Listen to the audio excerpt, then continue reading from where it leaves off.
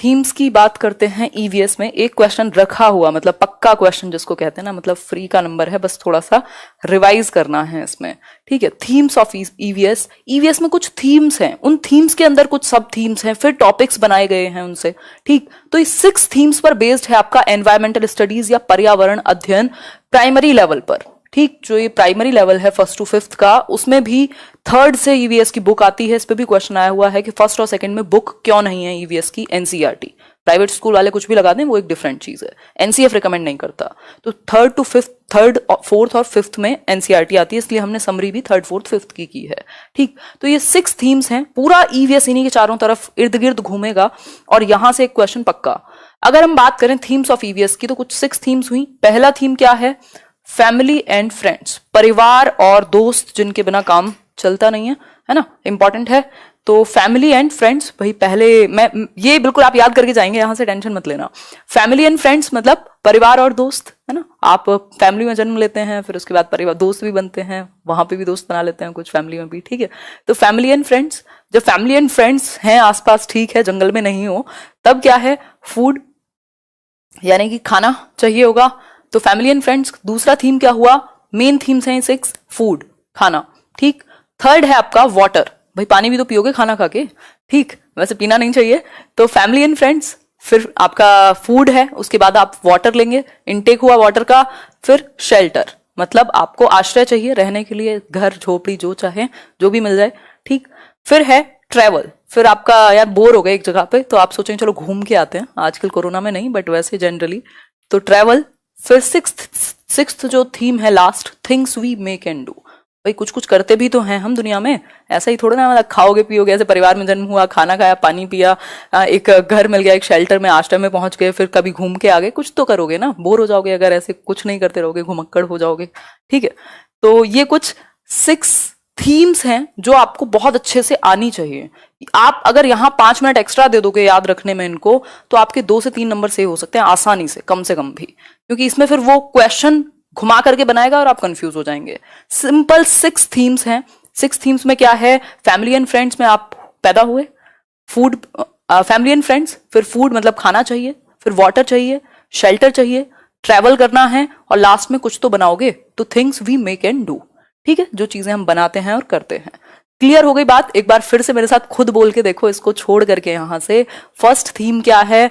Total 6 themes हैं, 6 theme हैं। उन 6 थीम्स में से पहला क्या है? Family and friends. फिर फूड चाहिए आपको, शेल्टर चाहिए आपको, इसके अलावा फिर आपको क्या चाहिए? ट्रैवल करना है, और फिर things we make and do, और इसमें से कोई एक मिस कर दिया है मैंने, है ना। तो ये टोटल मिलाकर के कुछ 6 थीम्स हो गए। अब थोड़ा सा देखेंगे इनसे क्वेश्चंस कैसे पूछे जाते हैं, मैंने बीच में क्वेश्चंस भी डाले हैं, ठीक है। तो अगर मैं बात करूं तो ऐसे आप इसको आसानी से समझ सकते हैं। अगर हम बात करें फैमिली एंड फ्रेंड्स, ठीक, फूड, 3rd क्या है? वाटर, फिर क्या करोगे? शेल्टर चाहिए, ट्रैवल करना पसंद करोगे, और things we make and do, कुछ तो करोगे ही, ठीक। सिंपल बात, फैमिली, फूड, वाटर, शेल्टर और ट्रैवल, उसके बाद आपका things we make and do. Clear है बात? ये दिमाग में पिक्चर या तो इसको बना लो जिनको याद करने में प्रॉब्लम होती है, बाकी आसान है, ठीक है बात? क्लियर? पीडीएफ ये मिल जाएगी, इसको 4-5 बार देखोगे भी ना सिर्फ, तब भी याद रहेगा, है ना। फैमिली, खाना, पानी, दाना मतलब रहोगे कहीं, शेल्टर, ट्रैवल, और फिर things we make and do. आगे बढ़ जाएंगे, बहुत बोर कर दिया मैंने आपको, नेक्स्ट पॉइंट पर पहुंचेंगे, बट ये इंपॉर्टेंट है, जितनी बार रिवाइज कर लोगे उतना अच्छा है। सब थीम्स हैं अब इसके कुछ। अगर आपको 6 थीम्स क्लियर हैं, अगर आप वहां कंफ्यूज नहीं हुए इतनी बार डिस्कशन के बाद, तब जाके सब थीम पे बढ़िएगा, अदरवाइज फिर आप कंफ्यूज होंगे बीच में, ठीक। तो 6 थीम्स हमको क्लियरली पता है, मैं फिर से एक बार रिवाइज कराऊंगी। फैमिली एंड फ्रेंड्स, ठीक, क्या? Food, water, shelter, travel, last क्या था बताओ फटाफट से? Things we make and do. ये हुई 6 मेन थीम्स, ये ब्रॉड थीम्स हैं। इसके अलावा कुछ सब थीम्स भी हैं। फैमिली एंड फ्रेंड्स के अंदर कुछ 4 सब थीम हैं जो इनके अंदर आती है। ये जो मेन थीम है फर्स्ट, इसके अंदर कुछ 4 सब थीम्स हैं। 1.1 क्या हो गया? रिलेशनशिप्स, वर्क एंड प्ले, कुछ तो करोगे भी ना, दोस्तों के साथ भी, घर में भी खेलते हो, कुछ करते हो, एनिमल्स, प्लांट्स, ये कुछ सब थीम हुई 4 किसकी? फैमिली एंड फ्रेंड्स की। सब थीम्स कितनी है? 4, फैमिली एंड फ्रेंड्स की। क्लियर बात हो गई। फैमिली फ्रेंड्स क्या है, वो एक ब्रॉड थीम है। अब इसके अलावा एक और सब थीम है आपकी, सब थीम दूसरा है जिसकी सब थीम्स हैं वो है फूड। बस दो में ही है जिनमें सब थीम्स हैं, बाकी में नहीं है। फूड की सब थीम्स क्या है, टेस्टिंग, हमने चैप्टर पढ़ा है टेस्टिंग टू डाइजेस्टिंग, आपको याद होगा हमारे पेट का टेम्परेचर 30 डिग्री सेल्सियस, कैसे हमारे अम्लीय जो तत्व होते हैं पेट में, जो एसिड है, ठीक। तो टेस्टिंग, डाइजेस्टिंग, पाचन कह सकते हैं, कुकिंग, प्रिजर्विंग टेक्निक्स, ये भी हमने पढ़ी हैं, क्वेश्चन आता है इन पे भी, कैसे आप दूध को ज्यादा देर तक फ्रेश रख सकते हो, कैसे धनिया को ज्यादा देर तक फ्रेश रख सकते हो। फिर है फार्मर्स एंड हंगर, जो फार्मर्स हैं इस पे भी हमने बात की हुई है, कैसे काला हांडी में उड़ीसा में वहां क्या स्थिति है, कैसे लोग भूखे, बहुत ज्यादा वहां गरीबी है, इतना ज्यादा चावल उगने के बाद भी, है ना, तो कैसे किसानों को प्रॉब्लम है, तो फार्मर्स एंड हंगर। तो कुछ फूड में ये 5 सब थीम हुई। फैमिली में कितनी थी, 4 सब थीम थी, फूड में कितनी है, 5 सब थीम है। ठीक है, बात यहां तक की बात आपको क्लियर हुई होगी। नेक्स्ट पर चलेंगे। अब यहां तक की बस इतनी कहानी है, आपको सब थीम हर एक 6 थीम में है, मतलब टोटल 6 थीम्स में से सिर्फ 2 में ही सब थीम्स हैं, बाकी में नहीं है, बाकी नॉर्मल है। ठीक, तो अगर हम बात करें तो फैमिली एंड फ्रेंड्स में 4 सब थीम हुई। कौन सी है वो 4 सब थीम, देख लेते हैं एक बार ध्यान से। Relationships, work and play, animals और प्लांट्स। फिर फूड में 5 सब थीम है, testing, digesting, cooking, preserving techniques और फार्मर्स एंड हंगर। टोटल मिलाकर सब थीम कितनी हुई, कुछ 9 हो गई, सिंपल है। बाकी का तो आपका है ही नॉर्मल जैसे था।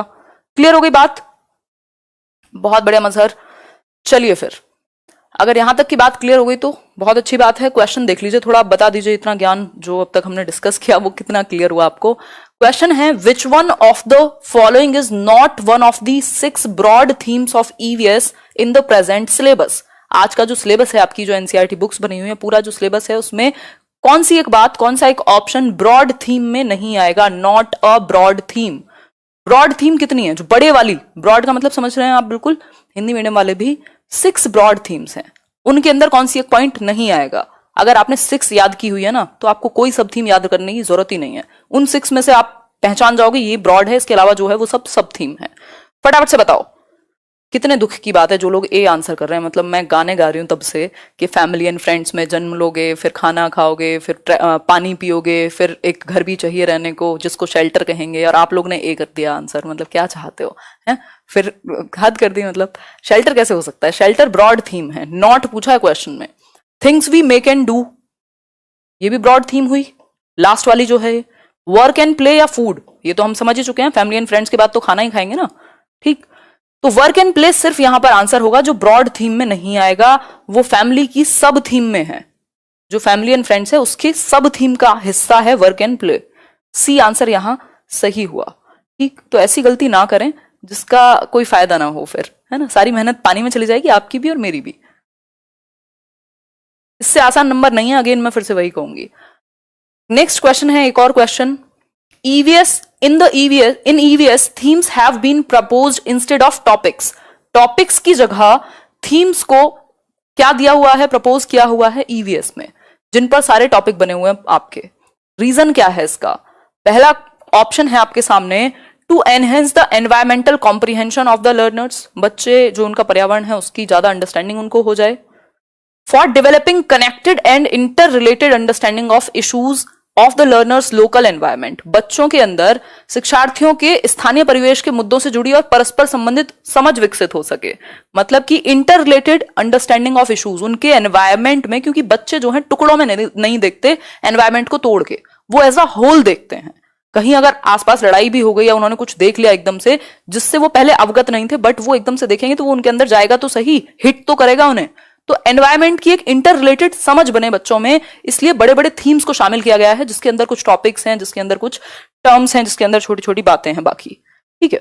फिर है themes based EVS transaction is easy. ऐसा कुछ नहीं है, इजी और टफ की बात नहीं हो रही। फॉर रिड्यूसिंग चैप्टर्स, ये सब फालतू होते हैं कि टीचर का बोझ कम करना, बच्चे का बोझ कम करने की बात हो तो ठीक है, बट ऐसा सिलेबस का बोझ कम करने के लिए आपने थीम्स डाल दिए तो ऐसा थोड़ी है, फिर तो टॉपिक्स में और कम हो जाता, ठीक। तो ऐसा कुछ नहीं है। बी ऑप्शन यहां सिंपल सही हुआ। क्यों? बात हुई है कि कौन सा एक सिलेबस के टॉपिक का हिस्सा नहीं है, मतलब थीम्स को क्यों डाला हुआ है, टॉपिक्स को क्यों नहीं।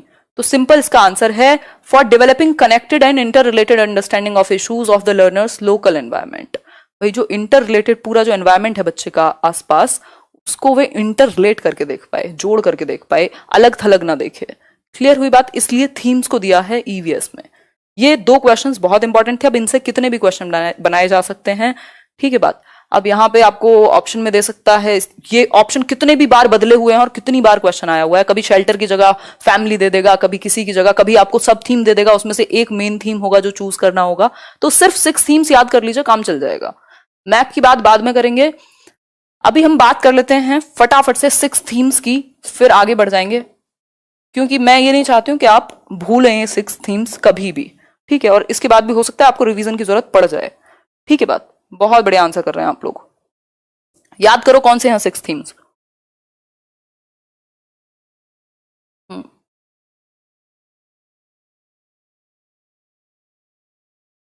बहुत बढ़िया।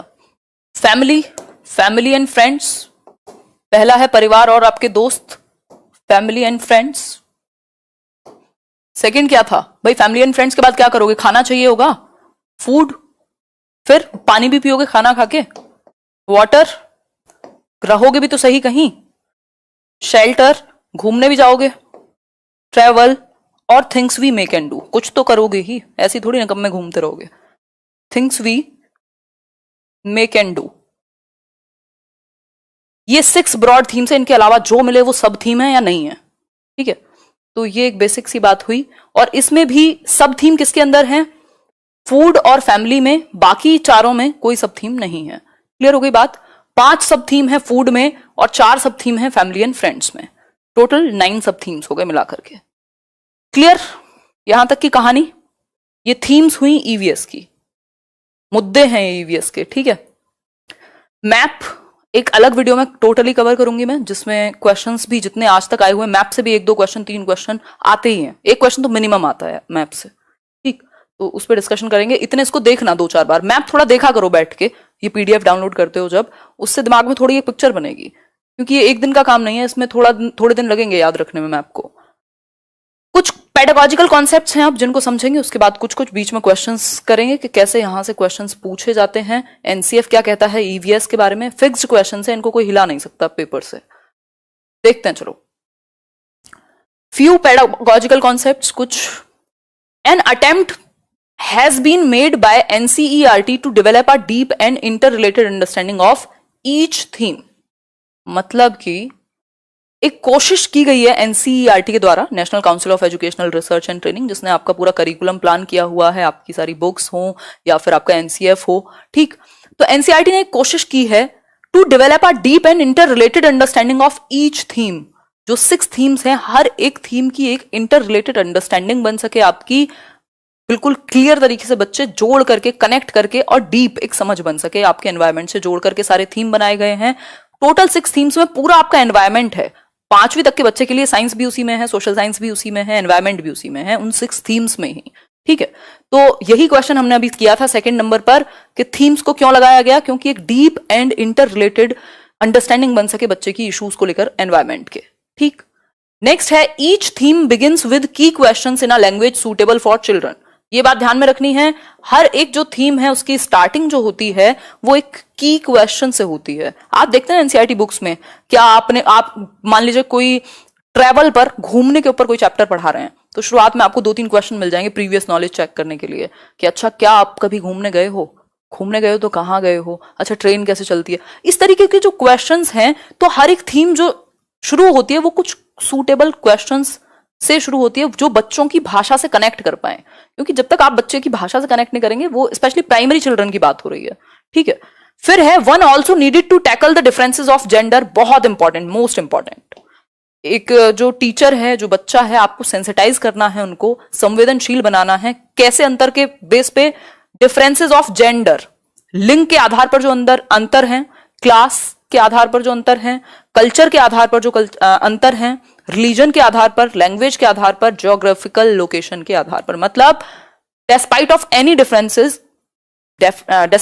डिफरेंस वी आर यूनाइटेड या वी स्टैंड टुगेदर। ये बात उनके दिमाग में जानी चाहिए कि कितनी भी डाइवर्सिटी है, विभिन्नता है, हम सब एक नहीं होते, एक जैसा खाना नहीं खाते, एक जैसे दिखते नहीं है, हमारे लिंग डिफरेंट हो सकते हैं, इसके अलावा क्लास डिफरेंट हो सकती है, हमारी संस्कृति डिफरेंट हो सकती है, रिलीजन किसी धर्म को हम दूसरे को मान सकते हैं, लेकिन ऐसा ना हो जो हमने अभी किया हुआ है सोशल मीडिया पे कि गालियां ही दे रहे हो बस हम।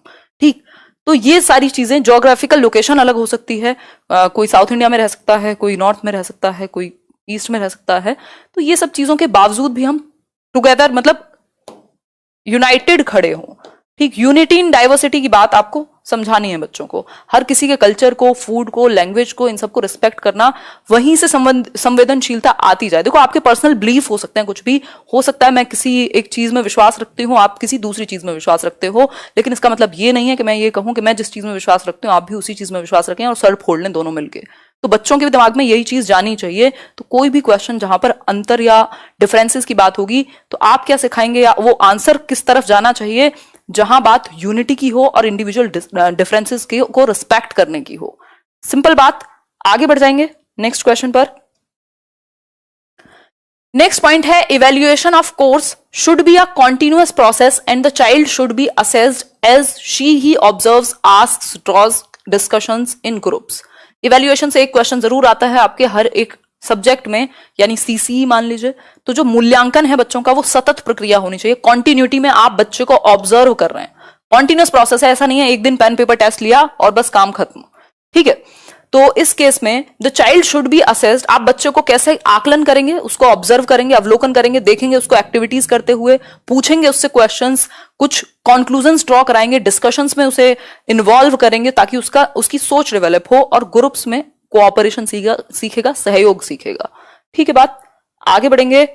भाई आज का टॉपिक समझने वाला है, मैं जल्दीबाजी बिल्कुल नहीं करूंगी क्योंकि जल्दी करने पे क्या होगा, ये दिमाग में नहीं बैठेंगी चीजें। अब एनसीएफ पे आते हैं, फिर एनसीएफ करेंगे, एनसीएफ के कुछ क्वेश्चंस करेंगे, छोटे छोटे पॉइंट्स बनाए हुए हैं, बहुत ज्यादा आपको सरदर्द नहीं लेना। एनसीएफ की क्या रिकमेंडेशन है ईवीएस को लेकर, हर सब्जेक्ट के बारे में कुछ ना कुछ ईवीएस मतलब एनसीएफ ने कहा है। ठीक है, एनसीएफ ने हर सब्जेक्ट के बारे में कुछ ना कुछ कहा है और आपकी जो पेडागोजी है वो ज्यादातर वहीं से बनती है फिर आपके सब्जेक्ट में, सीटेट में। एनसीएफ की रिकमेंडेशन क्या है, NCF 2005 recommends that children's life at school must be linked to their life outside the school. जो बच्चों की जिंदगी है स्कूल में वो आउटसाइड द स्कूल, जो घर से या जिस पर्यावरण से वो आ रहे हैं उससे कनेक्टेड हो। मतलब रियल लाइफ से आप जोड़ेंगे लर्निंग को, बच्चे की क्लासरूम में जो आप पढ़ा रहे हैं वो रियल लाइफ से कनेक्ट करे, आउटसाइड वर्ल्ड से कनेक्ट करे, क्योंकि बच्चों को रहना दुनिया में ही है, स्कूल में वो सिर्फ 6 घंटे के लिए आया है। ठीक है बात। इसके बाद it will diminish the gap between the school, home and community. अगर आप रियल लाइफ से जोड़ रहे हैं, आउटसाइड वर्ल्ड से जोड़ रहे हैं, बच्चे के एनवायरमेंट से जोड़ रहे हैं लर्निंग को, क्लासरूम लर्निंग को, तो क्या होगा, जो गैप कम होगा। गैप किसके बीच में, घर के बीच में, समुदाय यानी कम्युनिटी के बीच में और स्कूल के बीच में, क्योंकि ये सब इंटर रिलेटेड हो गए। फिर क्लियर है बात। इट डिस्करेजेस द बुकिश और रोट लर्निंग। ये हमारा मेन मुद्दा है कि हम रट्टाफिकेशन को, रटने को, रोट लर्निंग को प्रमोट नहीं करते, डिस्करेज करते हैं। 1 नंबर का क्वेश्चन है, डिस्करेज करते हैं आप किसको, रट्टाफिकेशन को।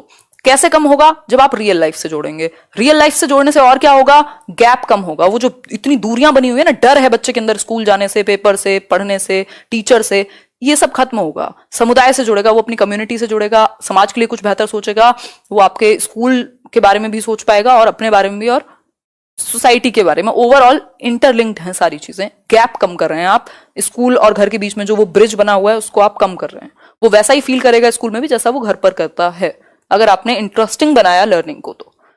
ठीक है,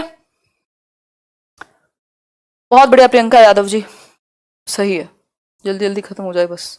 हाँ सागर, अब सेकंड लास्ट सेशन है, आज और कल में पेडागोजी खत्म हो जाएगी, 30 नंबर ईवीएस के खत्म हो जाएंगे। सीडीपी की आप देख चुके होंगे प्लेलिस्ट, फिर भी मैं रिवाइज कराऊंगी। फिर इंग्लिश करेंगे। Text book developed on this basis attempt to implement the idea of discourage rote learning.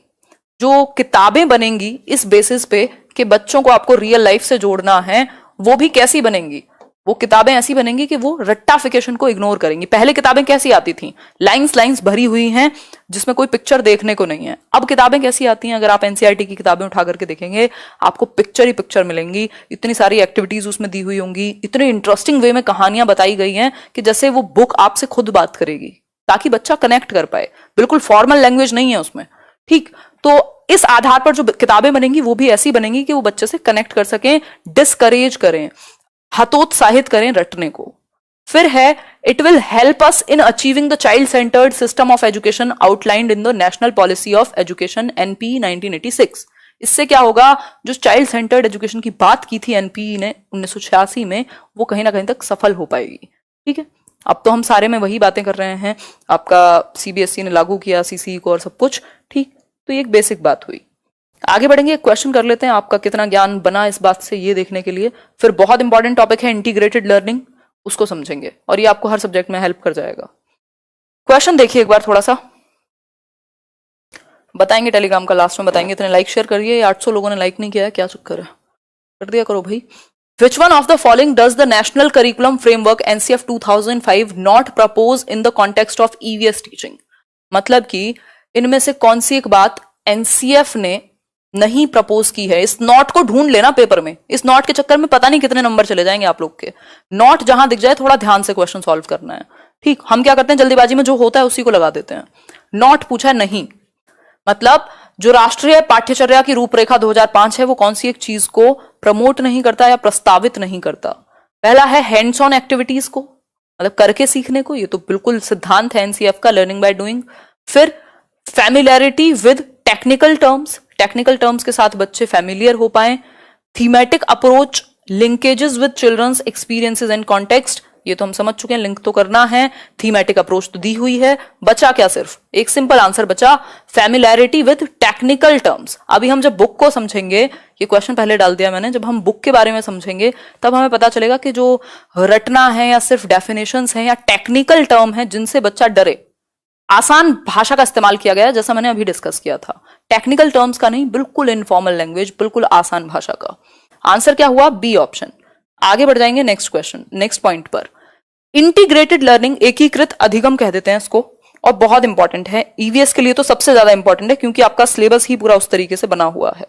ठीक है, बात नाम नहीं बोलूंगी भाई, कोशिश करो यहां समझने की, इंपॉर्टेंट है आज का सेशन, बहुत ज्यादा इंपॉर्टेंट है और याद रखने वाली चीजें बहुत हैं। इंटीग्रेटेड लर्निंग यानी एकीकृत अधिगम, एकीकृत अधिगम क्या है ये? The child looks at the environment around him in a holistic manner and does not compartmentalize any topic into science and social science. ये बात बहुत क्लियरली आपकी एनसीईआरटी में भी दी हुई है कि जो बच्चा है वो अपने पूरे पर्यावरण को, अपने एनवायरमेंट को एक होलिस्टिक वे में देखता है, मतलब क्या कहेंगे, सर्वांगीण कह सकते हैं इसको। बहुत टाइम हो गया भाई, पता नहीं, लिख लेना, मात्रा की गलती होगी कुछ। ठीक, सर्वांगीण रूप से देखेगा, एकीकृत रूप से देखेगा, एज अ होल देखेगा। एनवायरमेंट में उसने पेड़ देखा तो वो ये नहीं सोचता, उसने पेड़ देखा, नदी देखी तो वो ये नहीं कहता वो देखो देखो ज्योग्राफी, ये नहीं कहेगा वो।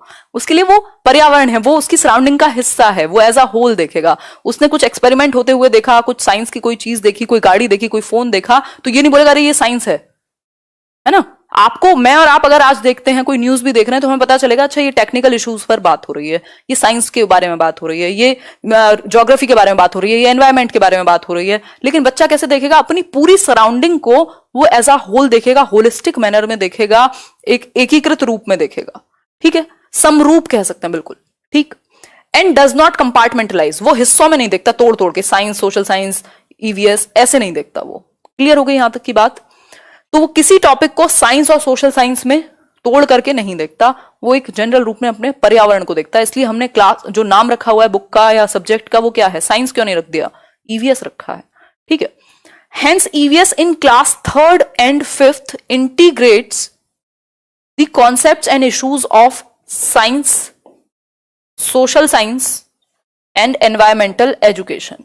इसका मतलब क्या हुआ, इसलिए क्योंकि बच्चा इंटीग्रेटेड रूप में देखेगा, एकीकृत रूप में देखेगा, होल देखेगा एनवायरमेंट को, इसलिए हमने क्लास 3rd and 5th, मतलब 3rd to 5th है आपकी ईवीएस की बुक, 1st 2nd में नहीं है। ठीक, उस केस में हमने 3rd to 5th की ईवीएस में कौन से टॉपिक्स को शामिल किया हुआ है, जो विज्ञान के भी हैं, जो सामाजिक विज्ञान के भी हैं और जो पर्यावरण अध्ययन के भी हैं, मतलब साइंस, सोशल साइंस और एनवायरमेंट, तीनों को हमने इंटीग्रेट किया हुआ है, जोड़ा हुआ है, एकीकृत किया हुआ है। क्यों? क्योंकि बच्चा कंबाइंड देखता है। आपने देखा स्पेस की बात की थी हमने एनसीईआरटी की समरी में, स्पेस वाला जो टॉपिक है वो किसका हुआ, साइंस का हुआ।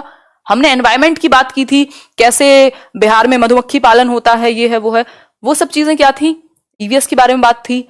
सोशल साइंस के बारे में हमने बहुत सारे इश्यूज की बात की है, कैसे हुआ, क्या है ये, ईवीएस में इंक्लूड किया हुआ है हमने इन तीनों सब्जेक्ट्स को, इंटीग्रेट किया हुआ है। मतलब कुछ टॉपिक्स ऐसे हैं जिससे बच्चा क्या कर पाएगा, साइंस को भी समझ रहा है, वो सोशल साइंस से भी जुड़ रहा है और अपने एनवायरमेंट से भी। तो ईवीएस क्या है, एनवायरमेंटल स्टडीज है, एनवायरमेंटल साइंस नहीं है, ध्यान रखिएगा। जो हम पढ़ते हैं 3rd to 5th में, तो एनवायरमेंटल स्टडीज में तीनों जो टॉपिक्स हैं वो इंटीग्रेटेड हैं, जुड़े हुए हैं एक दूसरे से। तीनों जो सब्जेक्ट के टॉपिक्स हैं, इसी को हम इंटीग्रेटेड लर्निंग कहते हैं, जब एक सब्जेक्ट की जो नॉलेज है वो दूसरे सब्जेक्ट से इंटर रिलेटेड हो जाए या जुड़ जाए।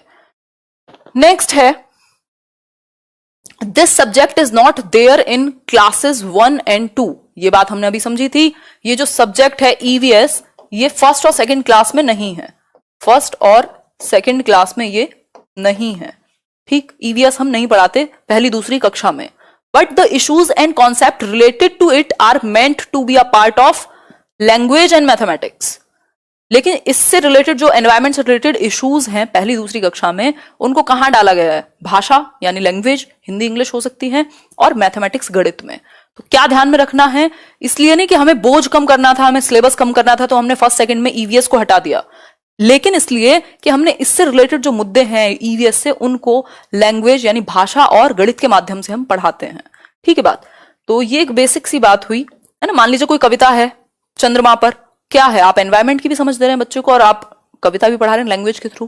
ठीक, तो लैंग्वेज और मैथ्स के थ्रू फर्स्ट सेकंड में हम इसको जोड़ देते हैं, इसलिए ईवीएस नहीं है फर्स्ट और सेकंड क्लास में। क्लियर हो गई बात, आगे बढ़ेंगे। क्वेश्चन देख लेते हैं थोड़ा। ये जो कहानियां इतनी देर से चल रही हैं, ये इतनी समझ आ पाई हैं आपको? देखते हैं। NCF 2005 has not recommended any prescribed curriculum and text books for EVS for class 1 and 2। The most appropriate reason for this is, मतलब एनसीएफ 2005 ने कक्षा 1 और 2 के लिए ईवीएस का पाठ्यक्रम निर्धारित नहीं किया है। इसका रीजन क्या है, फटाफट से बताओ।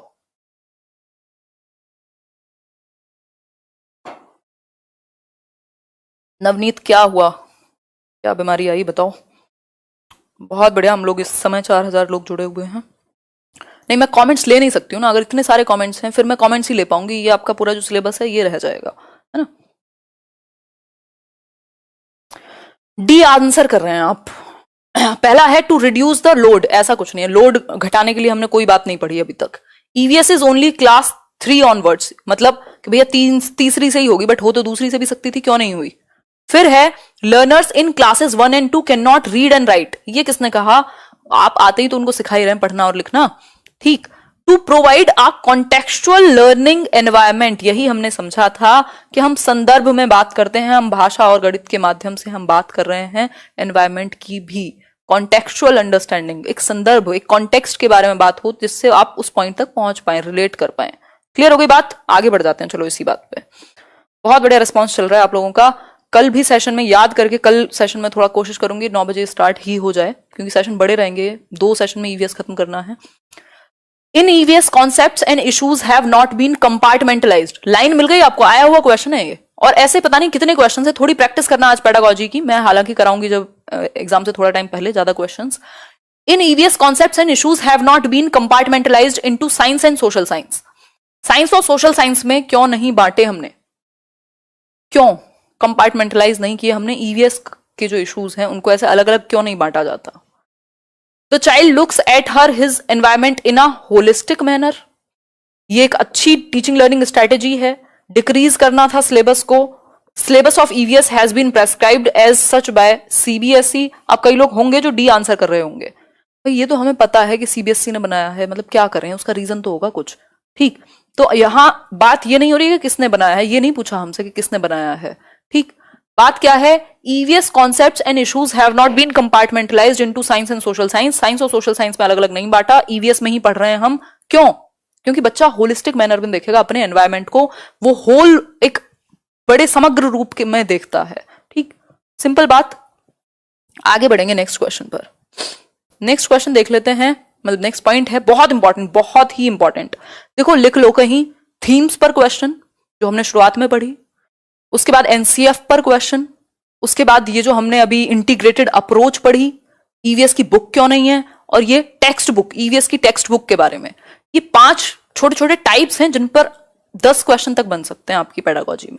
मतलब 2-2 क्वेश्चन भी अगर एक पर दिया थोड़ा सा घुमा करके, 10 नंबर यहीं से हो गए। Text book is not the only source of knowledge. ये बात ध्यान रखनी है हमें हर सब्जेक्ट में, इंग्लिश हो या यहां पर ईवीएस हो। जो आपकी पुस्तक है, जो किताब है, जो टेक्स्ट बुक है, वो ओनली सोर्स नहीं है, वन ऑफ द सोर्स है। एक संसाधन है पढ़ने का, सीखने का, ज्ञान का, नॉलेज का, सब कुछ नहीं है ना, सर्वो सर्वा नहीं है सब कुछ। मतलब text book is not God, one of the resource है। उसके अलावा आप रियल लाइफ एग्जांपल्स से जोड़िए, एक्टिविटी कराइए, टीचिंग लर्निंग मटेरियल्स का यूज कीजिए। टेक्स्ट बुक ओनली सोर्स नहीं है, वन ऑफ द सोर्स है। क्लियर हो गई बात? But should support children to construct knowledge. लेकिन इसका मतलब ये नहीं है कि उसका कोई रोल नहीं है, इंपॉर्टेंट रोल है, ठीक, बट शुड सपोर्ट चिल्ड्रन। इसलिए टेक्स्ट बुक को क्या करना चाहिए? बच्चों को ज्ञान का सृजन करने में। ये कंस्ट्रक्शन वर्ड इतना इंपॉर्टेंट है, जहां दिख जाए आपको सीटेट में, मान लेना कि बहुत अच्छी तरफ जा रहे हो आप, आंसर बहुत प्यारा सा लगेगा, ठीक है। तो कंस्ट्रक्ट नॉलेज मतलब ज्ञान का सृजन कर सकें, बच्चे ज्ञान की रचना कर सकें। इस बात को सपोर्ट करेगी टेक्स्ट बुक, ठीक। कैसे सपोर्ट करेगी? थ्रू ऑल सोर्सेज, जितने भी साधन हैं उसके पास, सच एज बाय पीपल, जो लोग हैं, देयर एनवायरमेंट, न्यूज़पेपर्स एटसेट्रा। मतलब कि text book is not the only source of knowledge but should support children to construct knowledge through all sources such as by people, their environment, newspaper, सबको जोड़ करके। आपने देखा अल्ब्रूनी की पूरी एक वो बनाई हुई थी, उसमें क्या थे? वो एक हिस्टोरियन थे। कोई न्यूज़पेपर रिपोर्ट मिल जाएगी आपको बुक के अंदर, आपको कुछ एनवायरमेंट के कितने सारे इश्यूज हैं, तो कोशिश की गई है कि वो ऐसा सोर्स बने जिससे बच्चे लगभग सभी तरीके से जुड़ पाए, भाषा आसान हो टेक्स्ट बुक की। आगे बढ़ेंगे नेक्स्ट पॉइंट पर। नेक्स्ट है, there is no place for definitions and mere information in the text book of EVS. बहुत इंपॉर्टेंट, ईवीएस की यानी एनवायरमेंटल स्टडीज, पर्यावरण अध्ययन की जो किताब है, आपकी पुस्तक है, बुक है, उसमें डेफिनेशंस, परिभाषाओं का, डेफिनेशंस एंड मियर इंफॉर्मेशन, सिर्फ इंफॉर्मेशन को पुट कर देना, सूचना दे देना, बस आपको स्टेटमेंट दे दिया, सूचना दे दी, बच्चों को इंटरेस्ट नहीं आएगा। आप बड़े हो चुके हो, आप रट भी लोगे एक बार को, उसको मजा नहीं आएगा। तो सिर्फ डेफिनेशन, सिर्फ परिभाषाएं ना भरी हुई हो और सिर्फ इंफॉर्मेशन ना पुट कर दी गई हो, उसको बहुत आसान भाषा में, जिससे बच्चा कनेक्ट कर सके, ऐसे ऐसे एग्जांपल्स हो, इतनी अच्छी पिक्चर्स हो, कुछ एक्सरसाइज हो, जिससे मजा आए बच्चे को, ठीक। तो इस तरीके की बात टेक्स्ट बुक में होनी चाहिए, सिर्फ डेफिनेशन और मियर इंफॉर्मेशन नहीं। Even the language used in the book is not formal. Formal क्या है? एकदम बहुत ही सीरियस वे में, एकदम सूट बूट पहन के आप जाते हैं ना, ऐसे टाई वाई लगा के स्कूल में यूनिफॉर्म पहन के जाते थे, है ना, फॉर्मल्स में जाते हैं आप इंटरव्यू देने या जॉब करने। इनफॉर्मल क्या, आप मजे मस्ती में रहते हैं, जैसे दोस्तों के साथ बात कर रहे हैं।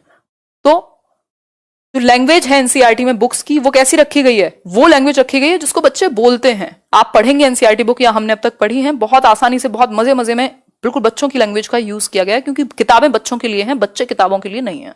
ठीक हो गई बात यहां तक की? क्लियर है?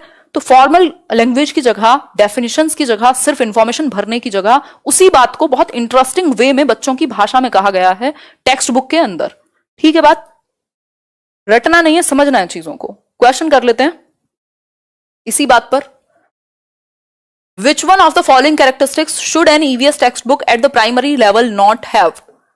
मतलब कि ईवीएस की जो पुस्तक है, कौन सा एक कैरेक्टरिस्टिक, कौन सी एक विशेषता उसके अंदर नहीं होनी चाहिए प्राथमिक स्तर पर? फटाफट से आंसर करो। हाँ, ईवीएस एनसीईआरटी खत्म हो चुका है, कल 30 नंबर का ईवीएस खत्म है आपका। एग्जाम मोड में दिख रही हूँ मैं आजकल, मतलब आज तो मैं बिल्कुल वही फील है जो 15 दिन पहले आता है ना एग्जाम से, मैं इतनी सीरियस हो जाती हूँ, आपको लगता है मेरा ही एग्जाम है। बताओ एक बार, which one of the following characteristics should an EVS text book at the primary level not have? EVS की किताब में कौन सी एक चीज नहीं होनी चाहिए, कौन सी एक विशेषता नहीं है ईवीएस की पुस्तक की? फटाफट से बताओ। स्टोरीज और इंसिडेंट तो होने ही चाहिए, और ट्रू स्टोरीज हैं लोगों के बारे में। Definitions and explanations of abstract concepts, space का कॉन्सेप्ट है, उसके बारे में सिर्फ डेफिनेशन दी हुई होती, और जो उनकी कहानी थी Sunita in space, Sunita Williams की कहानी और उनके एक्सपीरियंसेस, उनके बाल खड़े हो गए थे, ये हो गया था, इंटरेस्टिंग वे में ना बताए होते तो कोई फायदा नहीं था, वो चैप्टर बच्चे नहीं समझ पाते। क्यों? क्योंकि एब्स्ट्रैक्ट कॉन्सेप्ट था, बच्चों को स्पेस का कॉन्सेप्ट इतनी जल्दी से नहीं समझ में आता। तो सिर्फ डेफिनेशन भरना या एब्स्ट्रैक्ट कॉन्सेप्ट्स के बारे में, अमूर्त चीजें जिनको बच्चे टच फील नहीं कर सकते, तो ये इसका कैरेक्टरिस्टिक नहीं हुआ, इसलिए बी ऑप्शन सही है। बाकी नेचुरल और सोशल एनवायरनमेंट शो होना चाहिए। डाइवर्स बैकग्राउंड के बारे में बात की गई है बुक में, आप देखेंगे एक कहानी है जो किसी बिहार के बच्चे के बारे में है, एक कहानी है जो तमिलनाडु के बच्चे के बारे में, एक कहानी है जो केरला की बात कर रही है, एक कहानी है जो आपकी नागपुर की बात कर रही है। तो इस तरीके से पूरे इंडिया को कनेक्ट किया गया है। ठीक है, तो ये सब विशेषताएं हैं तीनों, सिर्फ एक को छोड़ करके। नेक्स्ट क्वेश्चन है, which one of the following is not true with respect to EVS. EVS के बारे में कौन सी एक बात सही नहीं है? नॉट वाले क्वेश्चंस स्पेशली मैंने लिए हैं, बहुत गलतियां होती हैं नॉट में, तो नॉट ट्रू बताएं एक बार। हिंदी में थोड़ा बहुत ट्रांसलेशन में दिक्कत होगी, मेरे को सुन लोगे तो समझ में आ जाएगा थोड़ा सा। Which one of the following is not true with respect to EVS. EVS के बारे में कौन सी एक चीज सही नहीं है? EVS is based on child centred learning. ठीक बात है, ये तो इसमें तो कोई इशू नहीं है। EVS provides opportunities to the learners to explore their environment. बिल्कुल अच्छी बात है, ईवीएस में एक्सप्लोर करने की 5E की भी बात होती है, वो मैं डिस्कस करूंगी आगे चल के, कल कर लूंगी। 5E क्या है, एक्सप्लोर, एंगेज और इन सब की जो बात होती है, बच्चों को एक्सप्लोर करेंगे आप, अपॉर्चुनिटीज देंगे। EVS emphasises descriptions and definitions. बस यही गलती हो गई, डेफिनेशंस की तो मियर डेफिनेशन और सिर्फ इंफॉर्मेशन की बात नहीं करेंगे। ठीक, nature of EVS is integrated, जुड़ा हुआ है साइंस सोशल साइंस से भी, ये बात तो ठीक है। तो सी ऑप्शन यहां सही हो गया, बिल्कुल सिंपल। आगे बढ़ेंगे, क्वेश्चन प्रैक्टिस कीजिएगा पेडागोजी की आज रात, कल दिन में बैठ के। लेसर द बर्डन, बर्डन को कम करना है। एनसीएफ भी कहता है भाई लर्निंग विदाउट बर्डन, आपकी जो रिपोर्ट थी यशपाल कमेटी की, वहीं से बात आई है, मतलब बिना बोझ के सीखें। लेकिन बच्चों का जो वजन है वो बस्ते का ज्यादा है, बच्चों का कम है आज की डेट में भी। Lesser the burden, flexibility in the daily time table. Daily time table flexible हो, किसी दिन एक्टिविटी का मौका मिले, किसी दिन एक सब्जेक्ट है, किसी दिन दूसरा, मतलब फ्लेक्सिबिलिटी हो, ऐसा नहीं है रिजिड हुए पड़े हैं। Is required in order to actually devote the days to teaching, जो हम यहां भी करते हैं लेट्स लर्न पे, अलग अलग सब्जेक्ट करते रहते हैं कुछ कुछ। तो flexibility in the daily time table is required in order to actually devote the days to teaching. अगर आपको सच में टीचिंग को डिवोट करने हैं दिन, मतलब बच्चे अच्छा सीख पाए, तो क्या करना होगा? टाइम टेबल फ्लेक्सिबल हो, उसमें कुछ एक्टिविटी करने का, कुछ एक्सप्लोर करने का, किसी फील्ड ट्रिप का, कुछ ना कुछ उसमें मौके दिए जाएं बच्चों को। क्लियर है बात? आगे बढ़ेंगे, थोड़ा सा और जागो, बस खत्म ही होने वाला है ना। यहां खत्म कर देंगे, फिर क्वेश्चंस हैं 2-4, उनको सॉल्व करेंगे। बहुत इंपॉर्टेंट है, ये सब कुछ ही इंपॉर्टेंट डाला है मैंने, बिना इंपॉर्टेंट चीजें ही नहीं डाली। नेक्स्ट है, the methods of teaching and evaluation will also determine the effectivity of the present text book. मतलब जो मेथड है आपकी टीचिंग के और इवेल्युएशन के, बहुत इंपॉर्टेंट है। सिर्फ बुक का काम नहीं है पढ़ाना, आपका भी तो है। तो टेक्स्ट बुक की अगर हम बात साइड कर दें, तो जो मेथड है टीचर का मेथड, टेक्स्ट बुक बहुत अच्छी है, टीचर पढ़ाने को तैयार नहीं है, क्या करेगी टेक्स्ट बुक? खुद बोलेगी नहीं। तो the methods of teaching and evaluation, और फिर आप जिस तरीके से बच्चे का आकलन कर रहे हैं, जैसे आप उसको असेस कर रहे हैं, वो बहुत बड़ा रोल प्ले करेगा। आप हंसी खेल में, अभी मेरा एनालिसिस बैच चल रहा है उधर अनअकैडमी पर इंग्लिश पेडागोजी का, हंसी खेल में पोल चल रहा है, आराम से आप लोग आंसर कर रहे हैं, पता लग रहा है कौन से कितने % ने सही दिया, किस क्वेश्चन ऑप्शन में कंफ्यूजन है। तो मस्ती मजाक में गलत भी होगा क्वेश्चन, तब भी कोई बात नहीं है, क्योंकि डिस्कशन में गलतियां अगर आप पेपर से पहले नहीं करेंगे तो कब करेंगे? ठीक है बात। तो इवेल्युएशन का जो तरीका है असेस करने का, ये जानने का कि गलती कहां कर रहे हो, है ना। अभी हम थीम्स डिस्कस कर रहे थे और किसी ने आंसर दिया शेल्टर, सब थीम है, तो गलती हो गई। ठीक, तो इवेल्युएशन का जो तरीका है और टीचिंग का, वो भी मैटर करेगा। मेथड जो है विल ऑल्सो डिटरमिन, यानी सुनिश्चित करेगा कि इफेक्टिव कितना है, प्रभावी कितना है आपका प्रेजेंट टेक्स्ट बुक। तो सिर्फ टेक्स्ट बुक नहीं, टेक्स्ट बुक बहुत अच्छा काम करेगी यदि आपका मेथड और आपकी इवेल्युएशन का तरीका अच्छा है। तो in order to make their experience good at school, बच्चों का जो ओवरऑल अनुभव है वो कब अच्छा बनेगा? टेक्स्ट बुक को हमने अच्छा कर दिया, डेफिनेशंस नहीं भरी हुई हैं, इंटरेस्टिंग वे में कहानियां दी हुई हैं, रियल इंसिडेंट्स दिए हुए हैं, टीचर के मेथड को हमने अच्छा कर दिया। इवेल्युएशन, जिससे बच्चों को डर लगता था, उसको हमने रेगुलर बेसिस पे ऑब्जर्व करना, एक्टिविटीज में इन्वॉल्व होना, ऐसे बना दिया। तो बच्चे को क्या होगा? बर्डन कम हो गया, अब डरेगा कम। ठीक है बात क्लियर? यहां तक की बात। आगे बढ़ेंगे, क्या है next? Higher priority and space should be given and opportunities for contemplation, wandering, discussion in small groups and activities requiring hands-on experience. एक एक वर्ड इतना इंपॉर्टेंट है, आपको जरूर पेपर में देखने को मिलता है। देखिए एक बार। हाँ जी अमित, अगर मैं बात करूं, अभी ज्वाइन किया काफी टाइम के बाद, हायर प्रायोरिटी एंड स्पेस, जो ज्यादा जगह है, ज्यादा इंपॉर्टेंस है, वो किस चीज को दी जाए? बच्चों को अपॉर्चुनिटीज मिले, बच्चों को मौके दें आप कुछ करने के। अगर आपने उनको सिर्फ रटवाने बैठाया हुआ है तो प्रॉब्लम होगी, तो आप बच्चों को अवसर दें। दूसरा, कॉन्टेम्पलेशन के मौके, मतलब कॉन्टेम्पलेशन क्या है? उच्च स्तर का वो चिंतन कर सकें, कुछ एक्सप्लोर कर सकें अपनी एनवायरमेंट में, है ना। कुछ उनको आप कहें अच्छा पेड़ की पत्तियां हैं 5 प्रकार की होती हैं, चलो देख के आना कौन से पेड़ में क्या डिफरेंस होता है, वो एनवायरमेंट को ऑब्जर्व करना सीखेंगे, है ना, वॉन्डर करें, डिस्कशन कर पाए स्मॉल ग्रुप्स में, अच्छा बताओ पानी को कैसे सेव कर सकते हैं, 4 बच्चे बैठ के डिस्कशन कर रहे हैं, ठीक। एक्टिविटीज हो जिसमें हैंड्स ऑन एक्सपीरियंस हो। हैंड्स ऑन एक्सपीरियंस क्या है, वो खुद करके सीख पाए, गतिविधि कर पाए। आप उनको गार्डन में ले गए, उनको पौधे लगवाए आपने, क्या कर रहे हैं वो, एक्टिविटी कर रहे हैं, हैंड्स ऑन एक्सपीरियंस, खुद करके सीख रहे हैं। लर्निंग बाय डूइंग, सबसे अच्छी लर्निंग कब होगी, जब आप करके खुद सीखते हैं। मौका दिया आपने बच्चों को एक्टिविटी कराने का, आप उनको किसी एक नेचर की वॉक पे ले गए, कहीं कोई ऐसी जगह दिखाने ले गए, ठीक, तो लर्निंग बाय डूइंग। क्लियर है बात, आगे बढ़ेंगे। टाइमिंग अभी मैं लास्ट में क्लियर कर दूंगी, अभी कोशिश करो। Text book of EVS is child centred so that children get a lot of space to explore and are not compelled to learn by rote। जो ईवीएस की टेक्स्ट बुक है वो बाल केंद्रित है, बच्चे को सेंटर में रख के बनाई गई है। बच्चे की भाषा, बच्चे की एक्टिविटी, उसके एक्सपीरियंसेस, उसकी जगह वो जहां रहता है, एक ना एक चैप्टर आपको मिल जाएगा हर एक स्टेट के बारे में, ठीक। तो इससे क्या होगा, बच्चे को रटना ना पड़े, रोट लर्निंग ना हो, वो एक्सप्लोर कर पाए, उसको मौका मिले, अपॉर्चुनिटी मिले जानने की, सोचने की, है ना, और ऐसे आश्चर्यचकित होने की, अच्छा ऐसे भी होता है, वो वाली, ठीक। तो लास्ट क्वेश्चन है ये आपका, एक क्वेश्चन है इसी बात से related. Which one of the following should be the most important aspect of EVS teaching eight primary level. जो प्राथमिक स्तर पर अगर हम ईवीएस पढ़ाने की बात करें तो कौन सी एक चीज इंपॉर्टेंट है, मोस्ट इंपॉर्टेंट है, कौन सा एक पक्ष। Conducting activities and developing skills, achieving success in assessment, understanding the basic concept of science, या फिर connecting learners to the natural and socio cultural environment. फटाफट से बताओ सबसे इंपॉर्टेंट क्या है। चारों ऑप्शन सही हो सकते हैं बट सबसे इंपॉर्टेंट क्या है वो चूज करना पड़ेगा।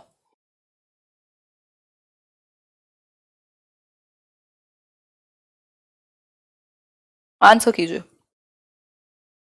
डी ऑप्शन, बिल्कुल, connecting learners to the natural and socio cultural environment. जो प्राकृतिक और सामाजिक सांस्कृतिक परिवेश है उससे आप जोड़ पाए।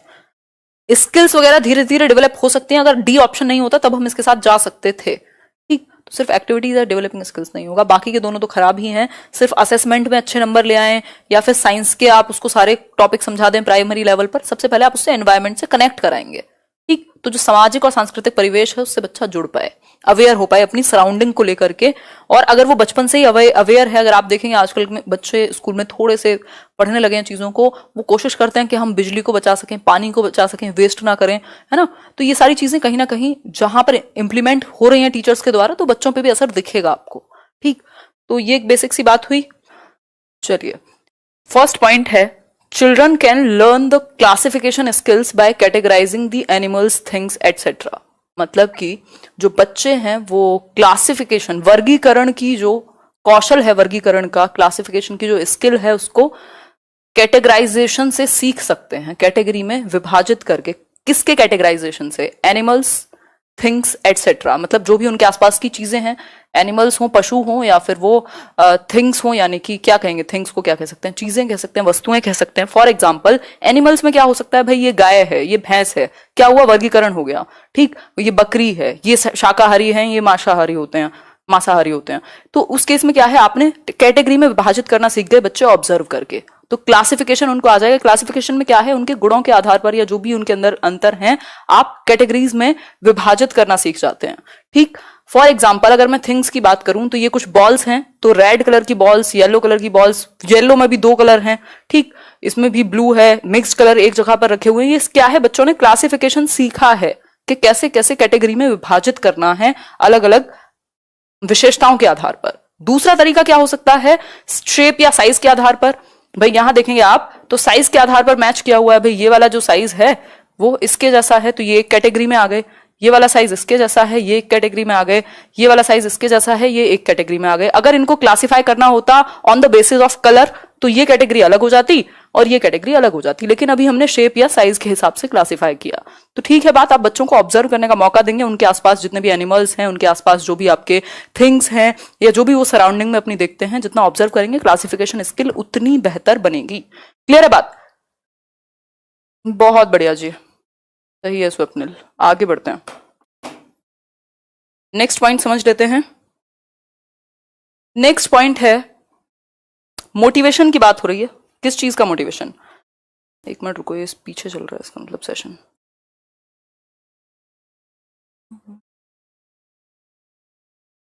सही है, हाँ। बहुत बढ़िया।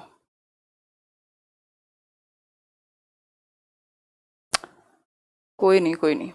देखिए, motivate children to collect information from their surroundings as they learn a lot from their surroundings. आप बच्चों को मोटिवेट करेंगे, अभिप्रेरित करेंगे कि वो क्या है, इन्फॉर्मेशन को, जो भी सूचनाएं हैं, जो भी चीजें हैं आसपास, उनको कलेक्ट करना सीखें अपने एनवायरमेंट से, अपनी सराउंडिंग से, क्योंकि वो अपनी सराउंडिंग से बहुत कुछ सीखते हैं भाई। जहां आप जिस पर्यावरण में, जिस एनवायरमेंट में आप रहते हैं, वहां की जो सराउंडिंग है, अगर आपको उनके बारे में पता है तो क्या होगा, आप बहुत कुछ सीख सकते हैं, आप अवेयरनेस सीखेंगे, आपकी बहुत सारी स्किल्स डेवलप होंगी, जो प्रोसेस स्किल्स होती हैं ईवीएस में, चाहे वो आपका ऑब्जर्व करना हो, चाहे वो बाकी आपकी थिंकिंग स्किल्स हो, ये सारी। ठीक है बात। तो अगर आपको ऑब्जर्व करने की थोड़ी सी आदत होगी सराउंडिंग में, और कलेक्ट इन्फॉर्मेशन आपके दिमाग में, ब्रेन में थोड़ी सी होगी, तो बच्चे बेहतर प्रोसेस कर पाएंगे। ठीक है। फॉर एग्जाम्पल, अगर आपकी सराउंडिंग में आप थोड़ा सा आंख खोल के चलते हैं, फोन में ना लग के, तो क्या होगा, आपकी सराउंडिंग में जब भी थोड़े बहुत चेंज होते हैं तो आपको पता लग जाता है, कुछ ना कुछ आपको अंतर पता लग जाता है। ठीक है। ऐसे आज मैं सुबह छत पे गई थी, तो किसी का वो बाहर वाला एसी का जो वेंट होता है, तो वो चेंज हुआ था, बहुत पुराना सा एक वेंट था पहले, तो वो चेंज हुआ, बस हल्का सा उसमें डिफरेंस था, तो वो एकदम से नोटिस हुआ कि अच्छा ये चेंज हुआ है, ऐसा नहीं था कि वो अलग से दिख रहा था। तो होगा क्या, सराउंडिंग को अगर आप ऑब्जर्व कर रहे हैं तो चेंजेस आपको नजर आएंगे। तो बच्चों के लिए भी सेम ही है चीज। Give children opportunities to observe the nature, not just sit in the class. सिर्फ ऐसा नहीं हो कि वो क्लास में बैठे रहें, अगर आप वो बाहर गार्डन में गए हैं, या अगर स्पोर्ट्स कॉम्प्लेक्स है, या जो भी वहां आसपास चीजें हैं, फील्ड में गए हैं खेलने के लिए, तो वो ऑब्जर्व करें अपने आसपास की सराउंडिंग को। अगर आप उनको लाइब्रेरी लेके गए तो भी आप वो ऑब्जर्व करें, अगर आप कंप्यूटर लैब भी लेके गए तो वो ऑब्जर्व करें, अपनी सराउंडिंग को देखें। ऐसा नहीं है सिर्फ किताबों में ही लगे रहें, यानी कि एक्टिव पार्टिसिपेशन हो। और ऐसा होगा, अगर वो इतना ऑब्जर्व करेंगे तो वो क्वेश्चंस पूछेंगे, और जब वो क्वेश्चंस पूछेंगे तो आप उनको अपॉर्चुनिटीज प्रोवाइड करेंगे क्वेश्चंस पूछने की, उनकी जो क्यूरियोसिटी है उसको डेवलप कराने की, उनकी जो जिज्ञासा है उसको आप मौका देंगे बाहर आने का, है ना। ऐसा नहीं है कि क्वेश्चन पूछते ही आप उनको मना कर देंगे, भाई अब नहीं पढ़ा रहे हम, इतना ही था। ठीक है बात, यहां तक की बात क्लियर हो गई। बिल्कुल आगे बढ़ेंगे नेक्स्ट पॉइंट पर। नेक्स्ट पॉइंट क्या है देख लीजिए एक बार। नेक्स्ट पॉइंट है, encourage them to work in groups, it will help them to learn diversity. आप बच्चों को ग्रुप्स में काम करने के लिए एनकरेज करते हैं, उनको आप प्रोत्साहित करते हैं कि भाई ग्रुप में काम करो। 2 3 4 का ग्रुप बना हुआ है, उससे क्या होगा, बच्चे कोऑपरेशन सीखेंगे, सहयोग सीखेंगे, और डाइवर्सिटी का उन्हें पता लगेगा, यानी विभिन्नता में ही एकता है। अलग अलग तरह के, एक बच्चा होगा जो थोड़ा सा इरिटेटिंग लग सकता है, आपस में ही होता है ना, यार मैम मुझे ये बच्चा अच्छा नहीं लगता, तो वो मैम से कहेंगे अच्छा क्या हुआ कि ये ऐसे बोलता है, कोई बात नहीं, बच्चे सब अलग अलग तरीके से बोलते हैं, उस चीज में आप टॉलरेंट बनेंगे, आपको पता लगेगा डाइवर्सिटी है, हम सभी एक जैसे नहीं होते, और साथ में फिर भी किसी एक पर्पज के लिए जुड़े हुए हैं, तो क्या कर सकते हैं, कोऑपरेट कर सकते हैं। जैसे इंडियन टीम ही है, अगर मैं क्रिकेट टीम की बात करूं, जरूरी थोड़ा ना सबके बहुत अच्छे संबंध होंगे आपस में, हो सकता है कई लोगों के विचार ना मिलते हो, लेकिन जब वो फील्ड पर हैं तो क्या कर रहे हैं, ग्रुप में कोऑपरेशन के साथ काम कर रहे हैं, एक टीम वर्क की भावना उनके अंदर है। तो इन द सेम वे ये हमें डेवलप करनी है बचपन से ही। A teacher can inspire them to read stories. Story telling अगर आप कर रहे हैं, उन बच्चों को स्टोरी सुना रहे हैं 3 तरह की, किसी बात से आप जोड़ रहे हैं, किसी की लाइफ के बारे में बता रहे हैं, तो आप उनको इंस्पायर कर सकते हैं स्टोरीज पढ़ने के लिए। ठीक है, स्टोरीज पढ़ने के लिए आप उनको इंस्पायर कर सकते हैं। इसको शेयर कर दीजिएगा क्योंकि नोटिफिकेशन गया नहीं है और कई लोगों का मिस हो जाएगा सेशन। फिर है enhance their creativity by promoting activities such as arts and crafts. बहुत इंपॉर्टेंट है, क्वेश्चन आया हुआ है इस पर। मतलब बच्चे की सृजनात्मकता को, क्रिएटिविटी को, ब्रेनस्टॉर्मिंग कराते हैं आप, बच्चों को सोचने का मौका देते हैं, प्रमोट करेंगे ऐसी एक्टिविटीज को जिससे बच्चा क्रिएटिव बने, कुछ नया करने का उसका मन हो या वो ट्राई करे। यानी आर्ट्स और क्राफ्ट्स की जो एक्टिविटी है उसमें वो इन्वॉल्व हो। आर्ट एंड क्राफ्ट क्या है, आर्ट बेसिकली आपके एस्थेटिक सेंस को फुलफिल करती है कि आपको देख करके अच्छा लगा किसी पेंटिंग को, आपने पेंट किया, ड्रॉ किया। और क्राफ्ट में क्या है, आप जो भी चीजें आसपास अवेलेबल होती हैं उनसे कुछ जुगाड़ करके कुछ बना देते हैं, वो ह्यूमन लाइफ में भी आपको एक तरीके से डेली लाइफ में हेल्प कर सकती हैं चीजें। ठीक है, तो आर्ट एंड क्राफ्ट में भी आप मौका देते हैं। वो ओरिगेमी वगैरह होता था ना, उससे बना देते, कोई टोकरी बना दी किसी ने पेपर से, कुछ और बना दिया, इस तरीके की चीजें। फिर है works can be given, for example draw something and observe yourself. खुद बनाओ किसी चीज को और ऑब्जर्व करो आपने कैसे, कहां, कैसा उसको बनाया, पिक्चर में जो दिया हुआ था, आपने जो ड्रॉ किया, कितना अंतर है, क्या डिफरेंस है। ठीक है बात। फिर आगे बढ़ेंगे, लेट देम बी द जज समटाइम्स और give them opportunities to classify plants, animals etcetera. मतलब आप बच्चों को जज करने का मौका देंगे, उनको खुद से स्वयं से इवेल्युएट करने का मौका देंगे, उनको आप कहेंगे अच्छा बताओ कैसा लगा तुम्हें। किसी और बच्चे का आप इवेल्युएट करने के लिए कह सकते हैं, पीयर असेसमेंट कहते हैं उसे, ठीक। तो आप अपॉर्चुनिटी देंगे प्लांट्स को, एनिमल्स को क्लासिफाई करने की। जैसे पत्तियां होती हैं, लीव्स, तो उनकी भी कैटेगरी हो सकती है, क्लासिफाई कर सकते हैं बच्चे कि ये शेप के आधार पे ये ऐसी पत्ती है, ये नीम की है, ये किसी और बबूल की है। इस तरीके से वो पत्तियों को भी, लीव्स को भी, प्लांट्स को भी क्लासिफाई कर सकें, कैटेगरी में डालना उनको आ जाए। क्लियर है बात। फिर है next, let them recite the stories और other things, do not force them to memorise. आप बच्चों को क्या करने दें, वाचन करने दें ना, वो कविताएं और कहानियां जो वो गाते हैं, सुनते हैं, बोलते हैं, वो आप उनको करने देंगे, फोर्स नहीं करेंगे कि याद कर लो। आप उनको एंजॉय करने देंगे प्रोसेस को। मेमोराइजेशन कभी भी फोकस नहीं रहता, रोट मेमोराइजेशन तो कभी भी नहीं रहता, ठीक। तो जहां बात होती है मेमोराइज कर लो, फॉर्मूला याद कर लो, बार बार रिपीट करा के याद करने की बात हो रही है, तो हम उसको वैल्यू नहीं करते। ये चीज हम पेडागोजी में इंपॉर्टेंस इसको नहीं देते, हम एक्टिविटीज को इंपॉर्टेंस देते हैं, हैंड्स ऑन एक्सपीरियंस को इंपॉर्टेंस देते हैं। एक क्वेश्चन है आपके सामने, थोड़ा सा ध्यान से पढ़िएगा, इतना हमने समझ लिया है कि इसको हम डील कर सकें। अपॉर्चुनिटी बहुत इंपॉर्टेंट है आपके पूरे ईवीएस में। देखिए एक बार इसको, क्वेश्चन को देखिए। क्वेश्चन है आपके सामने, a class 5 teacher takes an aluminium foil and puts it in water and shows that it floats. ऐसी कोई भी एक्टिविटी आपके पेपर में आ सकती है। मतलब कक्षा 5 की एक शिक्षिका है जो एल्यूमिनियम फॉइल, नहीं होता जिसमें आजकल खाना लेकर के जाते हैं लोग, वो एल्यूमिनियम फॉइल जो होता है, ठीक, and puts it in water and shows that it floats. Aluminium foil को लिया और पानी में डाला और देखा कि ये तैरता है, फ्लोट करता है, डूबता नहीं है। She then crumples and squeezes the foil tightly and puts it in water again and shows to the students that it sinks। फिर उन्होंने क्या किया, वो जो आपका फॉइल है, यहां तो नहीं है खैर, वो जो फॉइल है एल्यूमिनियम का, उसको बिल्कुल ऐसे क्रम्पल किया, मोड़ा, बिल्कुल पेपर की जैसे हम बॉल बना लेते थे ना, वैसा बना दिया और उसको पानी में डाला। अब वो डूब गया। क्यों, क्या हुआ, बाहर बढ़ गया ना उसका, जब उसको एक साथ किया तो।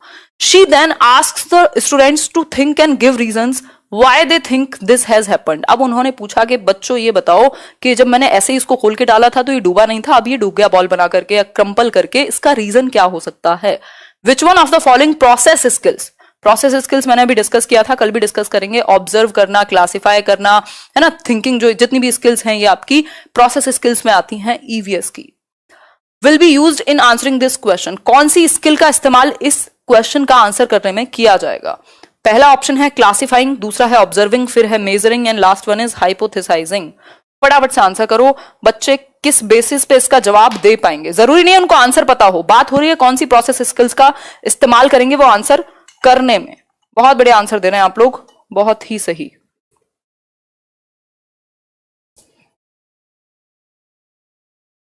मेरा सही है, समीर कह रहे हैं, बहुत बढ़िया जी समीर, समझ आ गया, बहुत बढ़िया। क्लियर है बात, क्या होगा इसका आंसर, ऑब्जर्विंग। बच्चा ऑब्जर्व करेगा ना कि ये जब ऐसे प्लेन डाला था तो डूबा नहीं था, अभी डूब गया, ऑब्जर्व करेगा, देखेगा, वो ध्यान देगा, तब जाकर के कुछ आगे का वो सोच पाएगा। क्लियर हो गई यहां तक की बात, बी ऑप्शन एकदम सही हो गया। क्लियर है बात, 1 मिनट का समय दो, मैं एक बार शेयर कर देती हूँ ये, आगे बढ़ जाएं। यहां तक की बात क्लियर होगी सभी को, बहुत बढ़िया।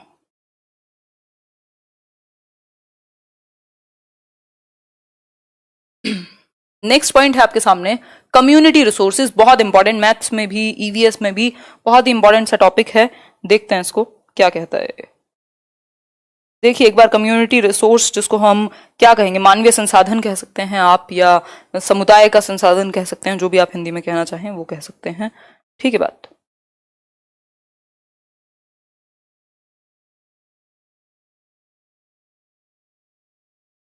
बहुत बढ़िया। कम्युनिटी रिसोर्सेज, हमने अभी बात की समुदाय के संसाधन, जो हमारी कम्युनिटी में रिसोर्स है, मानव संसाधन भी कह सकते हो एक तरीके से।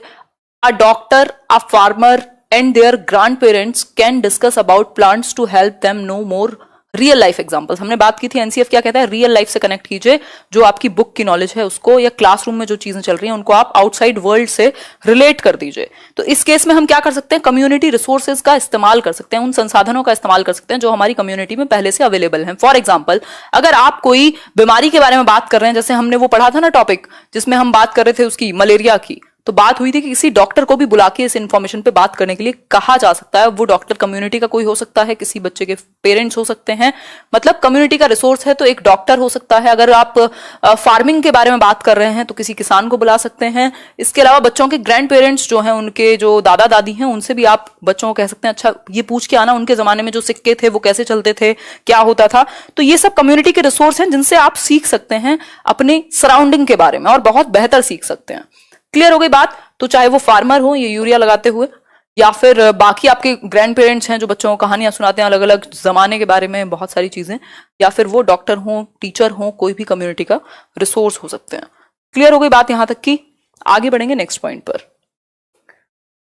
नेक्स्ट पॉइंट क्या है देखते हैं। Encourage children to make friends with a tree, water it, look after it. मतलब कि आप बच्चों को एनकरेज कर सकते हैं कि भाई एक ट्री जो है, एक पेड़ के साथ दोस्ती कर लो, एक प्लांट के साथ दोस्ती कर लो, है ना। Encourage children to make friends with a tree, एक ट्री के साथ दोस्ती करो, वाटर करो उसको, पानी डालो उसमें, ध्यान रखो, लुक आफ्टर करो उसको, सॉइल का उसकी ध्यान रखो, मतलब उसका प्रॉपर आप ध्यान रख पा रहे हो। एक ट्री को आपने अडॉप्ट कर लिया, एक प्लांट को आपने अडॉप्ट कर लिया।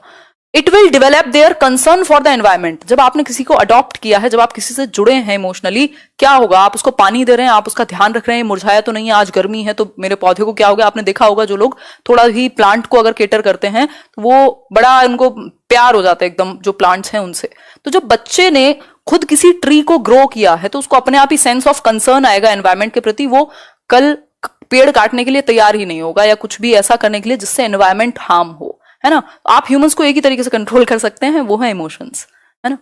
तो ये एक बेसिक सी बात है कि आप बच्चे को केटर करने के लिए कह सकते हैं एक ट्री को, उसको पानी दे, उसका ध्यान रखे। क्लियर? आगे बढ़ेंगे नेक्स्ट क्वेश्चन पर। क्वेश्चन है आपके सामने, इससे रिलेटेड क्वेश्चन आया हुआ है, देखिए एक बार ध्यान से पढ़िए इसको। Mahesh a class 4th teacher, Mahesh हैं एक 4th क्लास के टीचर हैं।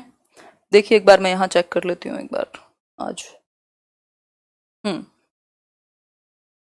बहुत बढ़िया, आप सभी हैं इसलिए बेस्ट है। हाँ, नेक्स्ट पॉइंट है Mahesh a class 4th teacher plans to sensitize the students to the concept of conservation of trees. एक क्लास 4th के टीचर हैं महेश, वो बच्चों को संवेदनशील बनाना चाहते हैं किस एक टॉपिक को लेके, कंजर्वेशन ऑफ ट्रीज, मतलब जो पेड़ है उनका संरक्षण। विच one of the following activities is most suited for this purpose. आप चाहते हैं कि बच्चे जो हैं वो पेड़ों को कंजर्व करने की बात करें, उनका संरक्षण की बात करें, तो इसके लिए इस पर्पज को सॉल्व करने के लिए कौन सी एक्टिविटी बेस्ट रहेगी।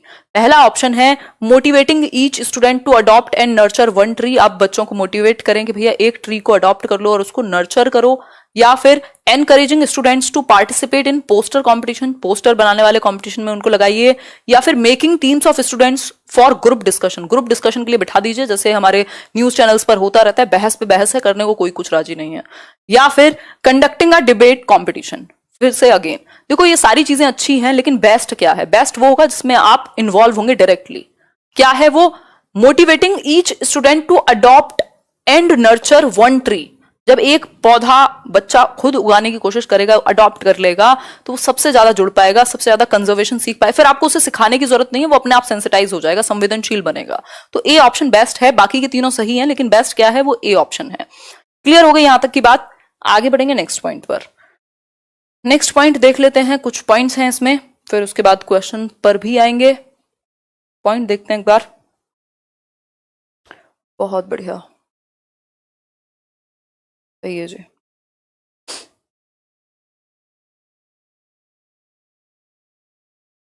बहुत तेजी से आप लोगों के कमेंट्स जाते हैं। देख लेते हैं पॉइंट्स हैं। ओके ओके ओके, देख लेंगे मैडम, देख लेंगे। चलिए देखते हैं। Teacher should promote students regional songs rhymes related to water.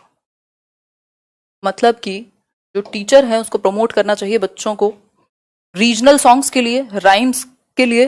कैसी राइमिंग? कैसा राइमिंग होता है ना, ट्विंकल ट्विंकल लिटिल स्टार, है ना, wall, Humpty Dumpty sat on a wall. तो ये सब क्या है? एक राइम बनती है, जितनी भी पोएम्स वगैरह हैं। रीजनल सॉन्ग्स क्या हैं? जो उनके क्षेत्रीय गीत होते हैं, हमारे लोकगीत होते हैं ना, तो उनके लिए आप बच्चों को प्रमोट करेंगे वाटर के ऊपर। क्यों? क्योंकि ये जो आपका म्यूजिक है, ये जितने भी तरीके हैं, इनसे बच्चे पानी का संरक्षण सीख रहे हैं, और जल ही जीवन है, हम जानते ही हैं।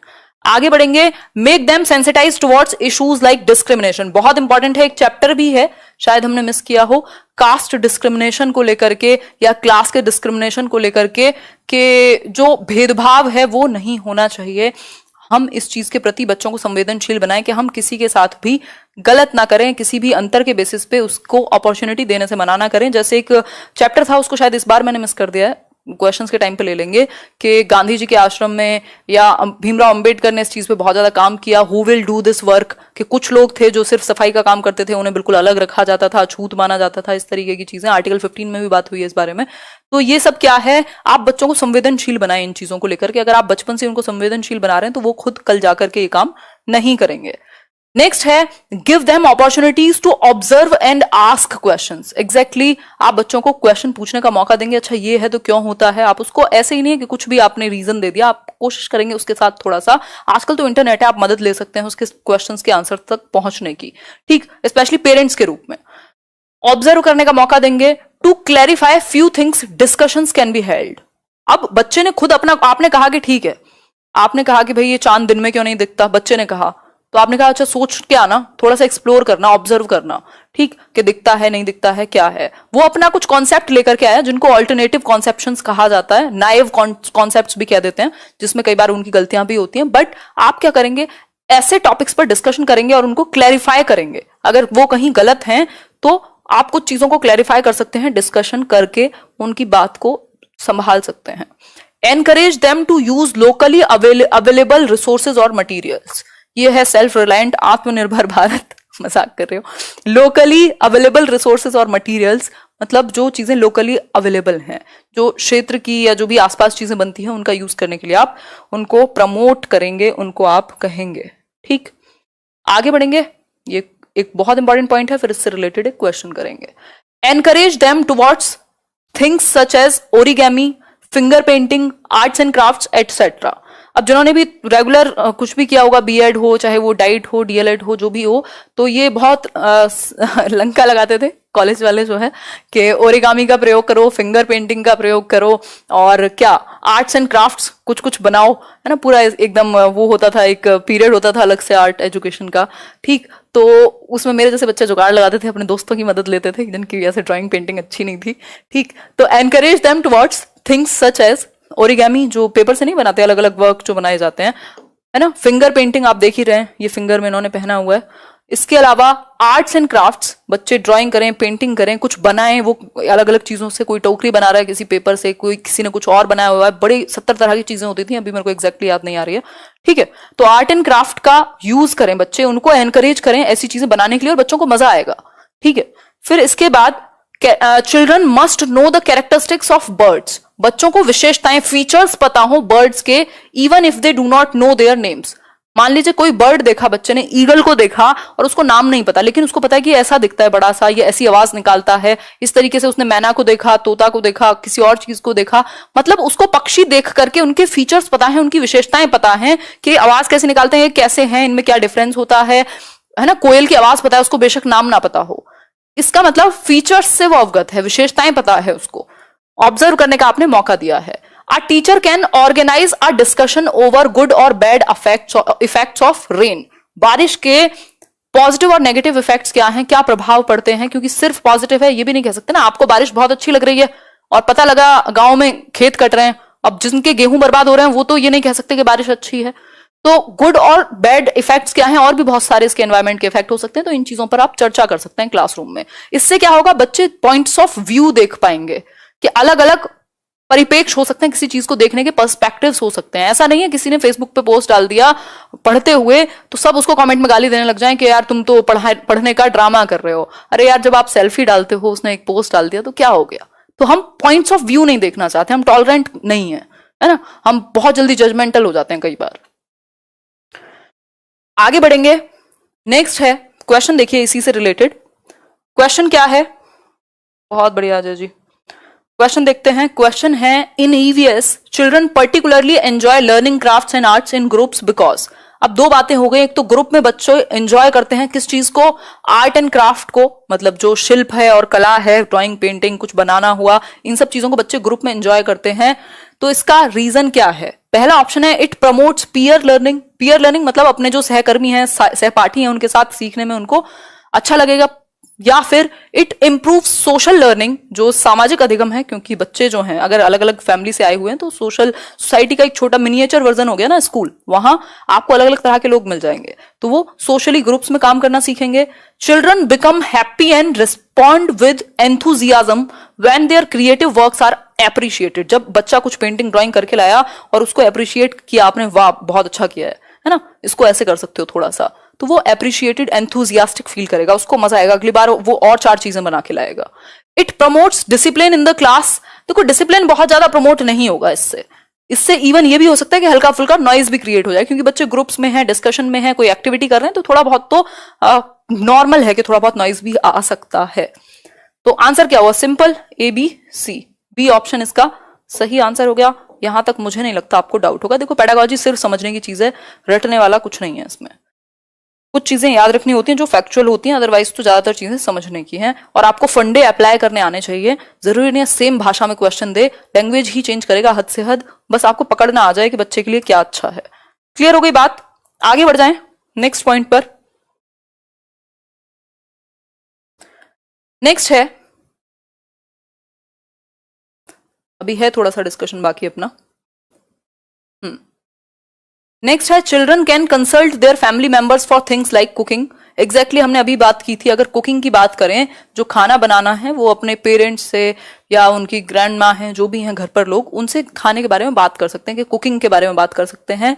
Discussion can be done on how fuel affect our environment. जो फ्यूल है, पेट्रोल है, डीजल है, इस तरह की चीजें हैं, वो कैसे हमारे पर्यावरण पर उनका क्या इंपैक्ट पड़ता है, क्या प्रभाव डालते हैं। Teacher can use news reports on the same.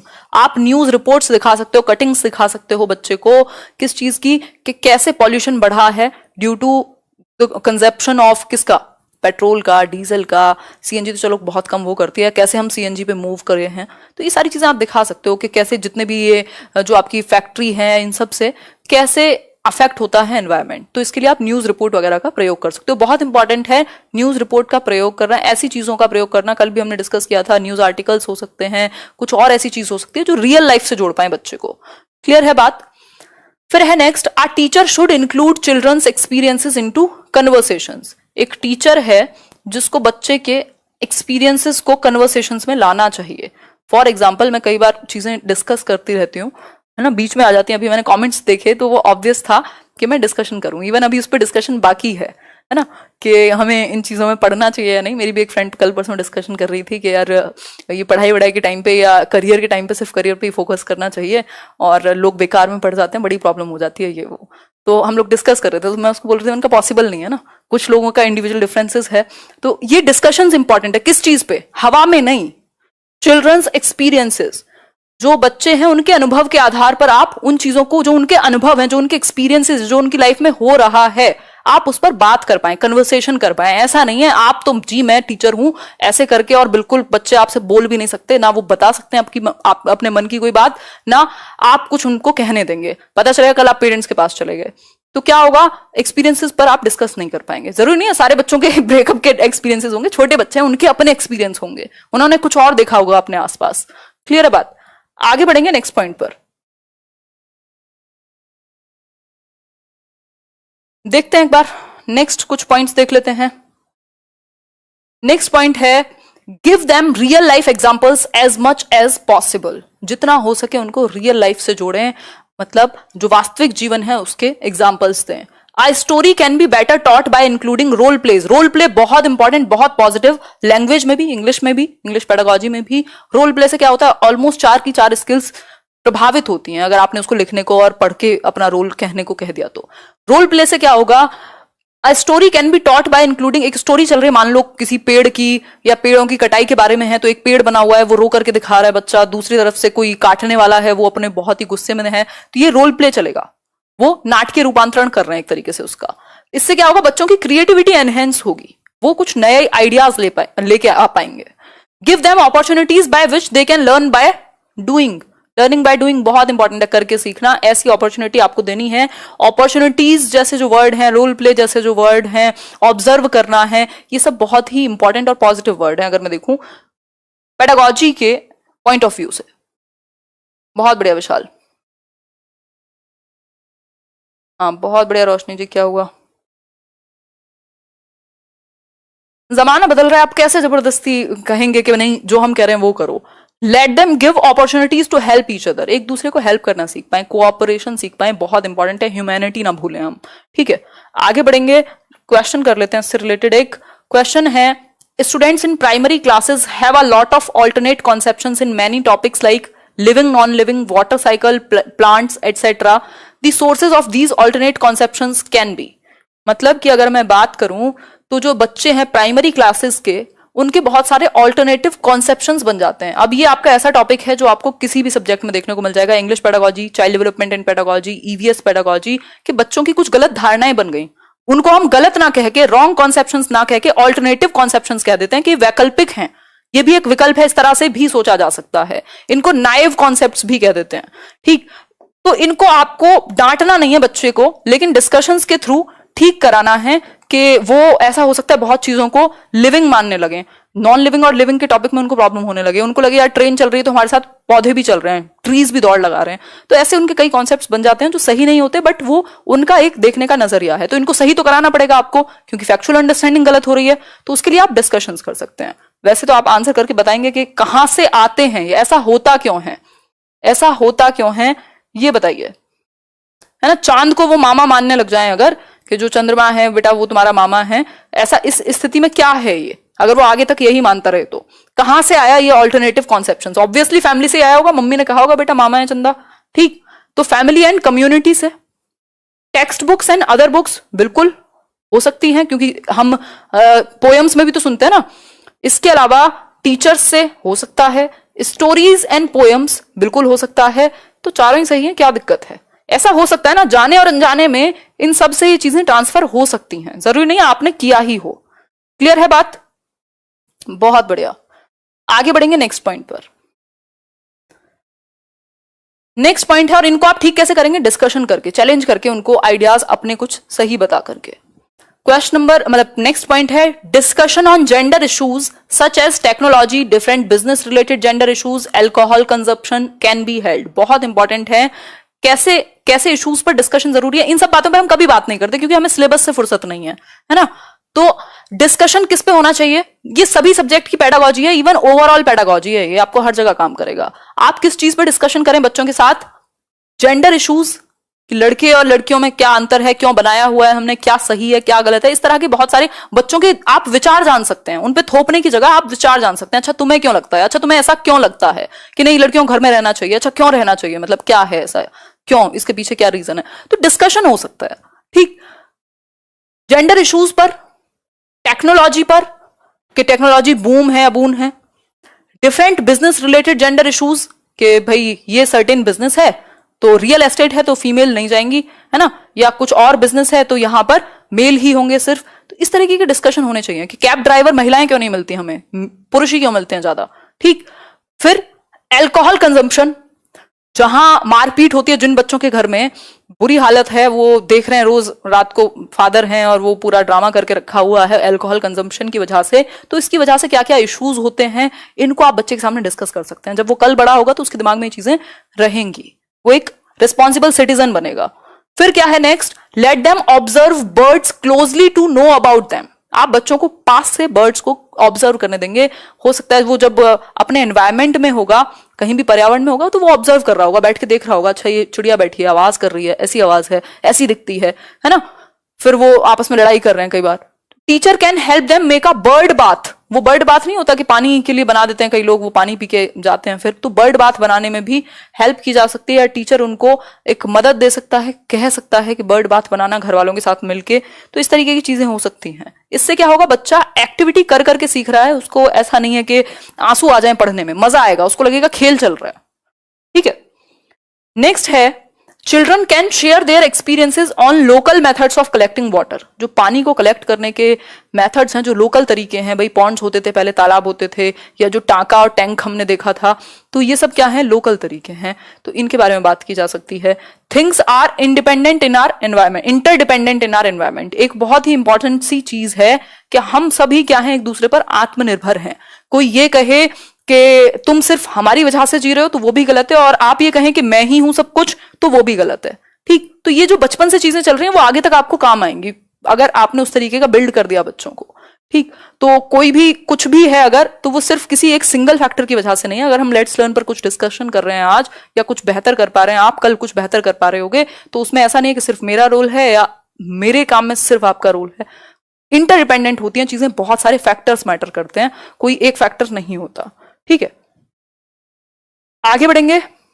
ये ऑलमोस्ट सेकंड लास्ट चीज है, फिर खत्म हो जाएगा आज का discussion. Encourage children to locate some places on map. बहुत इंपॉर्टेंट है, मैप पर आप बच्चों को क्या करेंगे, कुछ प्लेसेस को लोकेट करने के लिए कहेंगे। वो मिलता था ना खाली जो नक्शा मिलता था बचपन में 6th 7th 8th में, एक हमें मैप का वो दिया जाता था कि इसको फिल करना, अच्छा इसमें दिल्ली कहाँ है, राजस्थान कहाँ है। तो इससे क्या होगा, बच्चों की अंडरस्टैंडिंग बढ़ेगी, जो प्लेसेस हैं, डायरेक्शंस हैं और डिस्टेंसेस हैं, कितने डिस्टेंस पे कौन सा है, नॉर्थ में है, ईस्ट में है, साउथ में है, इस तरीके की चीजें, जगह कौन सी कहां पर है। तो आप बच्चे को मैप का इस्तेमाल करने देंगे। उनके जो बड़े हैं, children encourage children to ask their elders about animals and insects. जो अलग अलग एनिमल्स होते हैं और इंसेक्ट्स होते हैं उन पर बात करने के लिए कहेंगे, बड़ों के साथ डिस्कशन के लिए कहेंगे, और क्यों आज के डेट में जो हमारी बर्ड्स हैं वो कम होती जा रही हैं, इसका रीजन पूछेंगे कि क्यों जो नेचुरल एनवायरमेंट है उसमें कमी आती जा रही है। क्लियर हो गई बात यहां तक की? आगे बढ़ जाएं, अब क्वेश्चन पर चलते हैं। बहुत बढ़िया। डायरेक्शन में मैप पे एक अलग से वीडियो बनाऊंगी, डायरेक्शन की उसी में बात कर लेंगे, टेंशन ना लो, एक क्वेश्चन आता ही है आजकल। लास्ट है almost topic, debate helps children look at any issue from different angles, teacher can also explain them the meaning of term debate. Debate है क्या और कैसे आप दूसरे लोगों के जो पॉइंट्स ऑफ व्यू हैं, यानी डिफरेंट जो एंगल है बेसिकली अलग अलग, अच्छा इस चीज को ऐसे भी देखा जा सकता है, अच्छा इस चीज को ऐसे भी देखा जा सकता है, फिर आप अपने विचार देंगे, तो आप बच्चों को इन सब चीजों से जोड़ सकते हैं। Teacher can explain different people's role in our society और लाइफ, अलग अलग लोगों का, वही जो इंटरडिपेंडेंट होने वाली बात है, हम एक दूसरे पर निर्भर हैं। ऐसा नहीं है कि आप ही कहें नहीं हम सेल्फ रिलायंट हैं, बहुत अच्छी बात है, बट ऐसा हो ही नहीं सकता कि आप जीवित हों और सिर्फ आपके ही कारणवश हों, है ना। तो आपकी जिंदगी में अलग अलग लोगों का अलग अलग एक रोल है, सोसाइटी का हो चाहे वो फिर बाकी चीजों का हो, तो सबका अपना एक इंपॉर्टेंट रोल है। अगर कोई कूड़ा लेने भी आता है तो वो उसका एक बहुत इंपॉर्टेंट रोल है, आप ये सिखा सकते हैं उसको। ठीक, ऐसे गाड़ी वाला आया घर से कचरा निकाल, खुद मत चले जाना किसी दिन, कभी मम्मी दे दें कचरा समझ के, पीछे था एक क्वेश्चन। देखिए एक बार क्वेश्चन है आपके सामने, experimentation is one of the indicators of assessment. भाई प्रयोग करना, एक्सपेरिमेंट करना असेसमेंट का, आकलन का एक इंडिकेटर है कि हाँ आप प्रयोग कर रहे हैं, तो आपको देखा जा सकता है, ऑब्जर्व किया जा सकता है। Which one of the following is the most appropriate way of assessing experimentation? बच्चों को एक्सपेरिमेंट करते हुए देखना कौन सा एक बेहतर वे होगा बच्चों को असेस करने का, जब वो एक्सपेरिमेंट कर रहे हो तो कौन सा बेस्ट तरीका है उनको आकलन करने का। पहला ऑप्शन है क्रिएटिव राइटिंग, कुछ लिख के दिखाएंगे, डेमोन्स्ट्रेशन, हैंड्स ऑन एक्टिविटी या पिक्चर रीडिंग। फटाफट आंसर करो, बहुत ही हल्का सा क्वेश्चन है ये तो, खेल खेल में पढ़ाते हैं। हाँ बिल्कुल, खेल खेल में ही पढ़ना जरूरी है आरती से, है ना, सीरियस होने के लिए बहुत ज्यादा सीरियस दिखने की जरूरत नहीं होती। गाड़ी वाले, हाँ बिल्कुल बिल्कुल सही है अमन। कूड़े वाले हमें एग्जैक्टली दीपिका, बिल्कुल। हाँ केदार जी बताइए क्या समस्या आई आपको। मैम हिंदी में भी टाइपिंग कीजिए, जान ले लो बच्चे की यार, ट्रांसलेशन तो चल ही रहा है, समझ में आना चाहिए, वो इंपॉर्टेंट है ना। कई लोग तो इसीलिए डिसलाइक करके चले जाते हैं कि हिंदी में नहीं लिखा हमारे लिए। अच्छा लाइक कर देना, डिसलाइक से याद आया, है ना, लाइक शेयर कर देना जिन्होंने नहीं किया अभी तक और जिनको करना है ना। C option, hands on activity, बिल्कुल बहुत बढ़िया। हाथों की गतिविधि नहीं होगा ये, गतिविधि कह सकते हैं इसको, ठीक है, करके सीखना कह सकते हैं।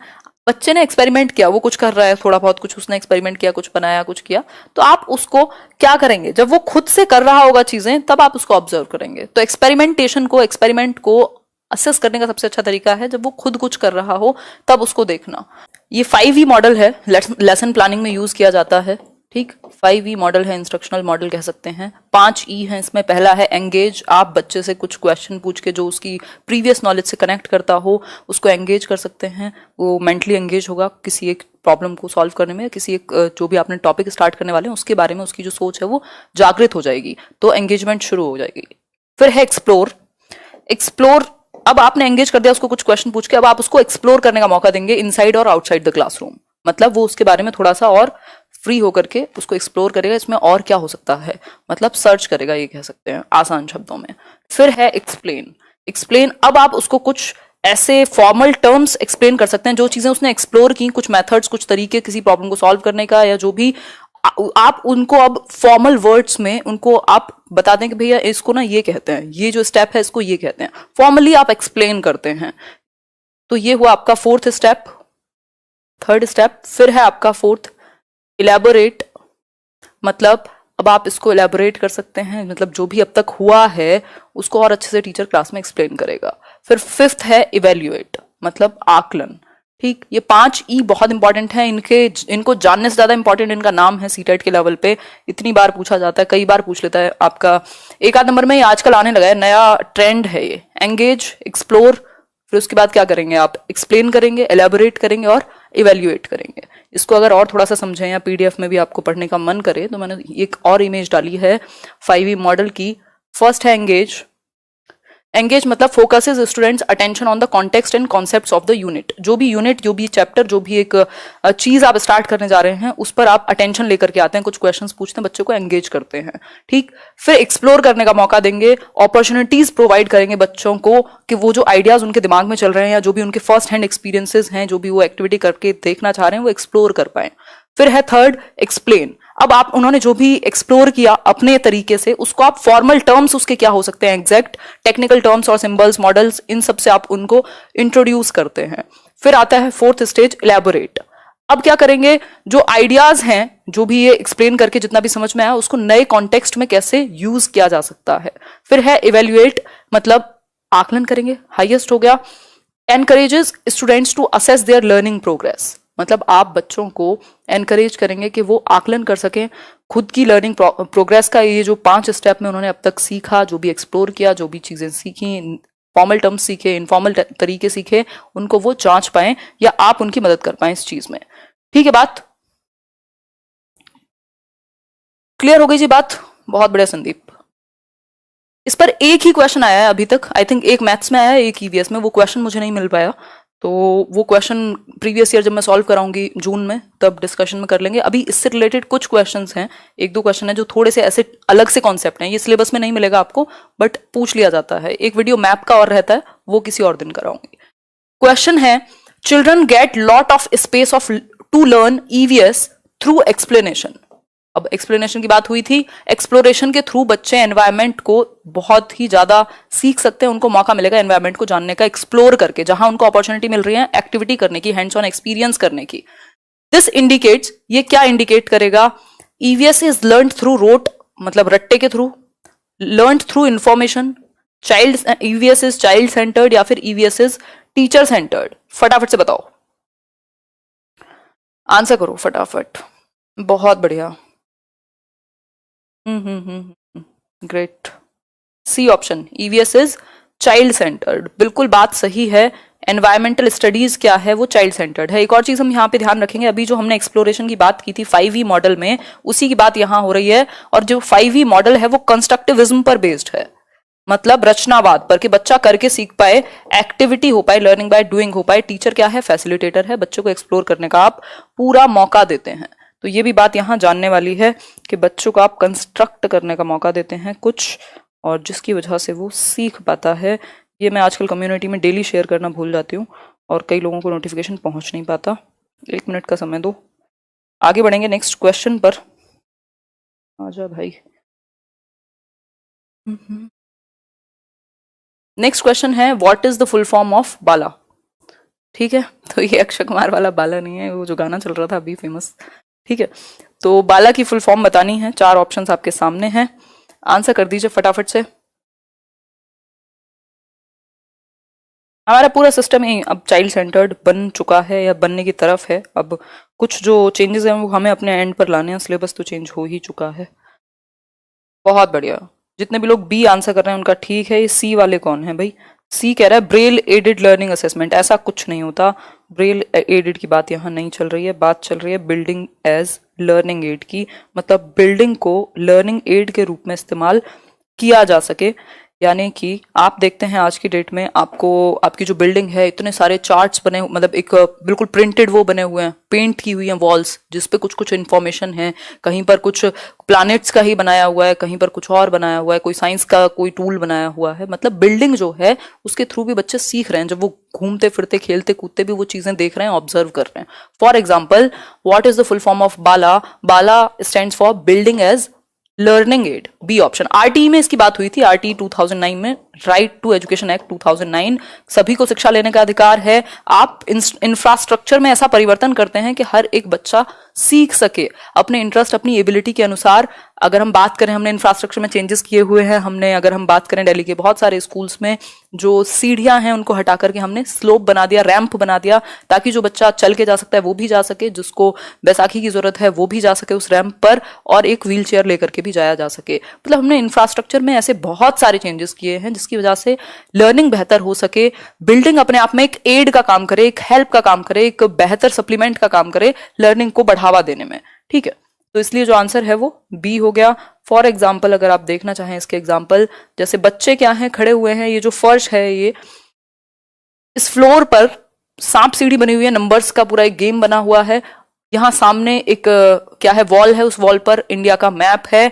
आप देखते हैं गवर्नमेंट स्कूल्स में स्पेशली, या नॉर्मल स्कूल्स में भी दिख जाएंगे कि आपको ये सारी चीजें पेंटेड मिल रही हैं। इसका रीजन क्या है? जो बिल्डिंग है वो भी लर्निंग एड के रूप में काम आ रही है, आपके टीचिंग लर्निंग मटेरियल की तरह काम में आ पा रही है। ठीक, यहाँ जो है वो प्लानट का पूरा एक स्ट्रक्चर बना हुआ है, यहाँ मिसाइल बनी हुई है, जीएसएलवी, और ये सारी क्या है, ये बिल्डिंग काम कर रही है लर्निंग एड का, सप्लीमेंट कर रही है आपकी लर्निंग को। यहां से तो कोई भी बफरिंग है नहीं, तो हम नहीं मानेंगे बफरिंग की बात। क्लियर हो गई बात? ठीक है यार, लड़ते क्यों रहते हो आपस में, इतने छोटे बच्चे हो। चलो आगे देखते हैं। A railway time table can be brought to classroom, help the children to learn how to read the timetable. You can use timetable to devise many interesting activities to teach geography, mathematics, etc. इतना important question है, एक number कहीं नहीं गया आपका, minimum एक number अगर आप इसको सही तरीके से समझ पाते हैं। ठीक है, अगर मैं बात करूं रेलवे टाइम टेबल, वो रेल का जो टाइम टेबल नहीं होता आपका, ट्रेन का जो होता है रेलवे टाइम टेबल, उसमें जो आपका टाइमिंग है, डिस्टेंस है, वो दिया हुआ होगा, ट्रेन किस टाइम जाएगी, डिपार्चर का टाइम है, अराइवल का टाइम है, या इसके अलावा अगर मैं बात करूं कितनी दूर का डिस्टेंस है, दिल्ली से मुंबई जा रहे हैं तो टाइम जो है वो भी 24 आवर्स फॉर्मेट में दिया होगा। मतलब अगर 1 बज के 10 मिनट की ट्रेन है तो 13:10 लिखे होंगे। तो आप बच्चों को क्या कर रहे हैं, यहाँ मैथ्स से भी अवगत करा रहे हैं, आप इस टाइम टेबल के थ्रू मैथमेटिक्स के कॉन्सेप्ट से भी उसको क्या कर सकते हैं, फैमिलराइज कर सकते हैं। इंटीग्रेटेड लर्निंग हो जाएगी, मल्टी डिसिप्लिनरी अप्रोच हो जाएगी, जब एक सब्जेक्ट से दूसरे सब्जेक्ट में आप एक चीज से दूसरे, मतलब कई सब्जेक्ट्स को जोड़ दें। मैथ्स कैसे सीखेगा, डिस्टेंस देख सकता है वो कि कितनी दूरी है तो वो घटा के देखेगा, कितनी देर में पहुंचेंगे, मान लो 9:10 पर ट्रेन चलेगी अगर, और सुबह पहुंचेंगे 8:09 पर, तो कितनी देर लगेगी। अब इसमें अगर जब वो जोड़ घटा गुणा भाग करेगा तो उसका मैथ्स भी बेहतर होगा। ज्योग्राफी कैसे बेहतर होगी, मान लीजिए एक तरफ लिखा है इलाहाबाद से ट्रेन चल रही है और मुंबई जा रही है, अब वो मैप में भी तो सोच सकता है ना, अपने आप में इमेजिन कर सकता है कि कैसे इलाहाबाद कहाँ है, मुंबई कहाँ है, डिस्टेंस कितना है, कौन किस एक डायरेक्शन में है दोनों, तो कितनी सारी चीजें सही हो रही हैं एक साथ। ज्योग्राफी भी सीख रहा है, मैथ्स भी सीखेगा, एनवायरमेंट से भी परिचित होगा, और लैंग्वेज पे भी पकड़ आएगी क्योंकि वो पढ़ना सीख पाएगा, टाइम टेबल को डिकोड करना सीख पाएगा। ठीक है, तो ये इंपॉर्टेंट है। पूरे वीडियोस देख लो, सीडीपी के मानव जो पुराने वाले हैं, नए का वेट मैं रिवीजन कराऊंगी, नए प्रॉपर 5 चैप्टर करा चुकी हूँ, बाकी रिवीजन में लूंगी, तो कोई नुकसान नहीं है अगर देख लोगे फ्री टाइम में तो, और नहीं भी देखोगे तब भी उतना मैं करा दूंगी कि जरूरत नहीं पड़ेगी। तो ये हुआ टाइम टेबल, रेलवे का टाइम टेबल आपने देखा होगा, लगा होगा वहां, लगा हुआ प्लेटफॉर्म पर या रेलवे स्टेशन पर।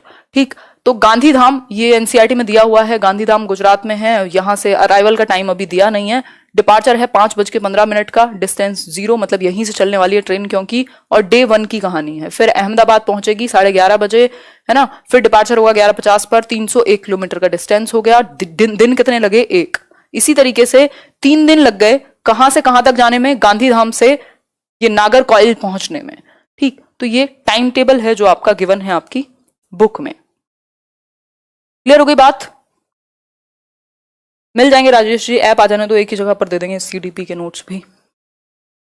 फिर है ये नेक्स्ट चीज, through games our teacher can bring children's attention to the point that we make rules for our lives. The way do क्या पढ़ रही हूं मैं? Through games our teacher can bring children's attention to the point that we make rules for our lives the way we do for games so that things can be done in a proper manner. मतलब कि अर्थ का अनर्थ हो जाता है अगर थोड़ा सा चेंज हो जाए तो। देखो, बात हो रही है गेम्स के थ्रू, भाई खेल के द्वारा एक जो टीचर है वो बच्चों की अटेंशन को, जो उनका अवधान है उसको कहां खींच करके लेकर के आ सकता है, कुछ पॉइंट्स पर, कुछ मुद्दों पर, कि भाई हम गेम्स में जैसे रूल्स बनाते हैं ना, हमारे गेम्स में कुछ रूल्स होते हैं, आप रूल्स नहीं तोड़ते है ना, आप हालांकि चीटिंग कर लेते हैं कई बार, बट रूल्स नहीं तोड़ते। लूडो की बात नहीं हो रही है, ठीक? तो रूल्स नहीं तोड़ते, ऐसे 6 पे गोटी खुलेगी तो 6 पे ही खुलेगी आपकी, ठीक? तो way we do for games. अब हम समझा सकते हैं बच्चों को कि जैसे हम गेम्स में रूल्स बनाते हैं वैसे हमारी जिंदगी में भी कुछ रूल्स होने चाहिए। उसका रीजन क्या है? ताकि चीजें जो हैं वो प्रॉपर मैनर में चल सकें। ऐसे ब्रेकअप हो गया तो दुनिया नहीं छोड़ के चले जाएंगे, काम करेंगे। तो आपकी जिंदगी में चीजें क्या हैं? कंसिस्टेंट होती हैं कुछ, और वो होनी चाहिए, स्टेबल होनी चाहिए, है ना, रूल्स होने चाहिए, है ना। ऐसे सेल्फ रिस्पेक्ट से ऊपर कुछ नहीं, दुनिया भर की चीजें हैं, झूठ नहीं बोलेंगे या जो भी है, इतने सारे वैल्यूज हैं, नॉर्म्स हैं। आपने क्या क्या बनाया हुआ है, अपना एक कॉन्स्टिट्यूशन बनाया हुआ है अपने लिए, ठीक? तो अगर मैं बात करूं यहां, तो गेम्स में रूल्स होते थे, गेम ऑफ लाइफ चल रहा है, मारियो बचपन में खेला होगा कुछ लोगों ने, ठीक? तो वैसे ही आपकी लाइफ में भी रूल्स होने चाहिए। आप बच्चों को इस चीज के प्रति जागरूक कर सकते हैं, अटेंशन ला रहे हैं, लाइफ स्किल सिखा रहे हैं आप बच्चे को एक। क्लियर हो गई बात? बहुत बढ़िया, आगे बढ़े। हाँ, चल जाएगी मोहित केवीएस में, बट कोई और बुक भी आपको साथ में लेनी पड़ेगी या नोट्स बना लेना, मैं जो कराऊं उसके। फिर है discussion can be done about discrimination. ये बार बार एनसीईआरटी में इस बात पर जोर दिया गया है कि जो ये भेदभाव है या डिस्क्रिमिनेशन है, चाहे वो किसी भी बेसिस पे हो, कास्ट, क्रीड, क्लास, जेंडर, जिस भी बेसिस पे हो, वो नहीं होना चाहिए। डिस्क्रिमिनेशन के ऊपर क्या होने चाहिए? डिस्कशन होने चाहिए कि जो गेम्स हैं, गेम्स में डिस्क्रिमिनेशन ना हो on the basis of gender, caste and class, कि महिलाओं के लिए अलग रूल्स या उनको मौके नहीं मिल रहे हैं, एक पर्टिकुलर क्लास है जिसको मौके नहीं मिल रहे हैं, एक पर्टिकुलर कास्ट है जिसको अछूत मान रहे हैं लोग। अनटचेबिलिटी पर भी आप डिस्कशन करा सकते हैं, ठीक है? बच्चों को एक साथ खाना खाने के लिए भी कभी कभी आप उत्साहित कर सकते हैं, कह सकते हैं, क्या कहें, एनकरेज कर सकते हैं कि वो साथ में बैठ करके खाएं, ठीक? एक दूसरे की लैंग्वेज को रिस्पेक्ट करें, ये सारी चीजें। नेक्स्ट है encourage children to observe flowers closely. आप क्या करेंगे? बहुत बढ़िया, सीडीपी के वीडियोस देख लो, नोट्स अपने हाथों से बनाना, उससे अच्छा कुछ नहीं हो सकता। चलो चलो, कोई बात नहीं है, क्या खेल खेलते रहते हो कमेंट्स में। Encourage children to observe flowers closely. आप बच्चों को कहेंगे कि जब तुम कहीं भी जाते हो या तुम जब देखते हो चीजें, तो फ्लावर्स को क्लोजली ऑब्जर्व करो, मतलब पास से देखो उनको, बहुत ध्यान से ऑब्जर्व करो, अवलोकन करो उनका, कि पेटल्स का उनका क्या टाइप रहता है। यहाँ पे आप देखते होंगे, कभी आपने ध्यान से देखा होगा, क्या मतलब शेप कैसी है, कैसे एक फ्लावर दूसरे फ्लावर से अलग है, एक फूल से दूसरा फूल। कुछ फ्लावर्स जो हैं वो सिंगल सिंगल होते हैं, कुछ जो है वो बंचेस में होते हैं, इकट्ठे होते हैं, है ना। ये तो हमने बना दिया है, ठीक है, बुके बना दिया है। The children should be help to group flowers. बच्चों को ग्रुप करना मतलब क्लासिफाई कर पाएंगे, वो वर्गीकरण सीख पाएंगे, ग्रुप में डाल पाएंगे, based on easily observable characteristics. कुछ कैरेक्टरिस्टिक्स, कुछ विशेषताएं ऐसी होती हैं जिनको बच्चा तुरंत देख करके पहचान सकता है, जैसे नंबर ऑफ पेटल्स। जो ये पेटल्स हैं कितने हैं, नंबर कितने हैं, किसी में कम है, किसी में ज्यादा है, ठीक। कलर क्या है, भाई येलो कलर का एक साइड रख देगा, रेड कलर का एक साइड रख देगा। वेदर इन बंचेस और नॉट, गुच्छे में है या अलग अलग हैं। तो ये सब क्या हुआ, क्लासिफिकेशन की स्किल सिखा रहे हैं आप बच्चे का, ऑब्जर्वेशन बेहतर होगा, बहुत इंपॉर्टेंट है। आगे बढ़ेंगे नेक्स्ट पॉइंट पर। नेक्स्ट पॉइंट क्या है देख लेते हैं। नेक्स्ट क्वेश्चन है इससे related, which one of the following is a group of roots. भाई जड़ों का ग्रुप, क्लासिफिकेशन से क्वेश्चन आ गया। जरूरी नहीं है आपको भाषा हमेशा सेम मिले, थोड़ा सा चेंज करेगा लैंग्वेज में, थोड़ा सा चेंज करेगा नेचर में, आसपास का कुछ पूछ लेगा। क्वेश्चन में क्या पूछा, हम क्लासिफिकेशन पढ़ रहे थे, ग्रुपिंग पढ़ रहे थे, आप बच्चों को फ्लावर्स को ऑब्जर्व करने के लिए कह रहे थे, और इसी तरीके से आप बच्चों को प्लांट्स को ऑब्जर्व करने को भी कह सकते हैं। वहीं से एक क्वेश्चन बन गया। क्वेश्चन क्या है कि कौन सा एक ग्रुप सही है इनमें से। रूट्स का ग्रुप है, जड़ों का समूह है, जड़ों का समूह। ऑप्शन देखिए, beetroot, potato, ginger, carrot, turmeric, ginger, sweet potato, radish, turmeric, या फिर कैरेट, बीटरूट और रेडिश। बड़ा भयंकर सा क्वेश्चन बना दिया, देखने में आसान है, बिल्कुल डी ऑप्शन सही है आपका। क्यों? क्योंकि जो कैरेट है गाजर आपकी, बीट रूट जो चुकंदर है और जो मूली है, तीनों जड़ों के प्रकार हैं, बाकी में कुछ कुछ लोचा है। ठीक है, आगे बढ़ेंगे नेक्स्ट पॉइंट पर। नेक्स्ट एक पॉइंट है, a visit can be organised to a construction site nearby, a visit can be organised to a construction site nearby so children can interact with the people working there. भाई जो construction site है, आप देखते हैं कोई building बन रही है, कुछ काम चल रहा है कहीं पर, तो आप बच्चों को ये विजिट पे ले जा सकते हैं, फील्ड विजिट कह देते हैं इसको, और ईवीएस में अच्छा रोल है फील्ड विजिट का। अगर मैं बात करूं तो आप बच्चों को मौका देंगे, वहां जो वर्कर्स हैं, मान लीजिए ये लोग ही हैं, जो वर्कर्स हैं जो भी वहां काम करते हैं, उनसे इंटरेक्ट करने का, उनसे वो क्या करेंगे, एक इंटरेक्शन हो, एक अंतः क्रिया हो, बात करें, उनकी लाइफ के बारे में जाने, वो कैसे काम करते हैं, क्या प्रॉब्लम्स आती हैं, या कैसे कैसे ईंट भी बन रही है, मान लीजिए किसी भट्टे पर भी लेकर के गए तो वहां बात कर रहे हैं, देख रहे हैं कि कैसे होती हैं चीजें। ठीक, तो इससे बच्चे को अपनी सराउंडिंग के प्रति वो ज्यादा जागरूक फील करेगा, सेंसिटिव बनेगा, लोगों को लोगों की तरह देखेगा। जब जेब में 4 पैसे आ जाएंगे तो उसका दिमाग नहीं खराब होगा कि ये तो मजदूर है। ठीक, दूसरा क्या है, people from such places also be invited to the classroom to discuss about their work and tools. वो कैसे काम करते हैं, कैसे बनाते हैं चीजें, है ना। मान लीजिए कोई कंस्ट्रक्शन में कोई वही है जो दीवार बनाते हैं प्रॉपर, तो उसको आप लेकर के आ रहे हैं क्लासरूम में, उनको वो वहां डिस्कस कर रहे हैं कि ऐसे ऐसे काम होता है। कम्युनिटी रिसोर्स हो गया अगेन, तो कम्युनिटी रिसोर्सेज का हम बहुत यूज करते हैं। क्लियर हो गई बात, यहां तक की बात क्लियर होगी होपफुली। आगे बढ़ेंगे नेक्स्ट पॉइंट पर, events can be organised for children to eat together. वही हमने अभी डिस्कस किया था, आप बच्चों को एक साथ खाने के मौके दे सकते हैं, ऐसे इवेंट्स क्रिएट कर सकते हैं जहां बच्चे ग्रुप्स में बैठ के खाना खा रहे हो।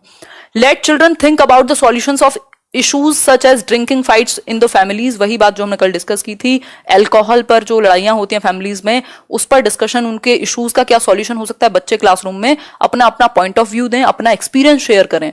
ठीक, charts and posters can be prepared by the children with the support of teachers. इसके खिलाफ जो अल्कोहलिज्म है या लड़ाइयां हैं या डिस्क्रिमिनेशन है या इंटॉलरेंस है या फिर अनटचेबिलिटी है, इनके प्रति पोस्टर्स बनवा सकते हैं आप, चार्ट्स बनवा सकते हैं क्लासरूम में, कोई एक रैली निकाल सकते हैं, इस तरीके का कुछ कुछ काम आप कर सकते हैं।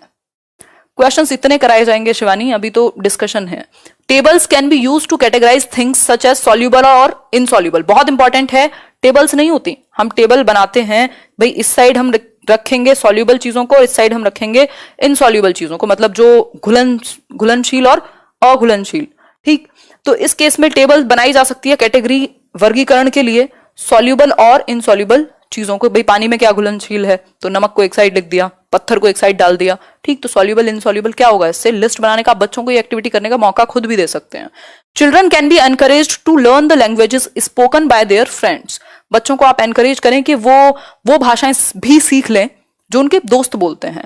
अब बच्चे को बचपन में ये नहीं रहता अरे बड़ा मुश्किल है, ये है वो है, उसको मजा आता है कुछ भी करने में, तो वो हो सकता है 4 भाषाएं भी सीख ले या बहुत सारे शब्द सीख ले, पूरी भाषा ना सीखे तो। ठीक, उससे क्या होगा, ज्यादा भाषाएं, जितनी ज्यादा भाषाएं आप जानते हैं उतना आपका संज्ञानात्मक स्तर बेहतर होता है। दिस वुड हेल्प, यानी cognitive level, this would help them appreciate and respect other languages. अगर नहीं भी सीखे भाषा तो 1-2 शब्द, 2-4 शब्द कुछ तो सीखेंगे, उससे होगा क्या, सेंसिटिव बनेंगे, दूसरी भाषाओं की रिस्पेक्ट करना सीखेंगे। ठीक है, तो ये एक बेसिक सी बात हुई। यूनिटी इन डाइवर्सिटी की कहानी चल रही है घुमा फिरा करके हर एक पॉइंट में।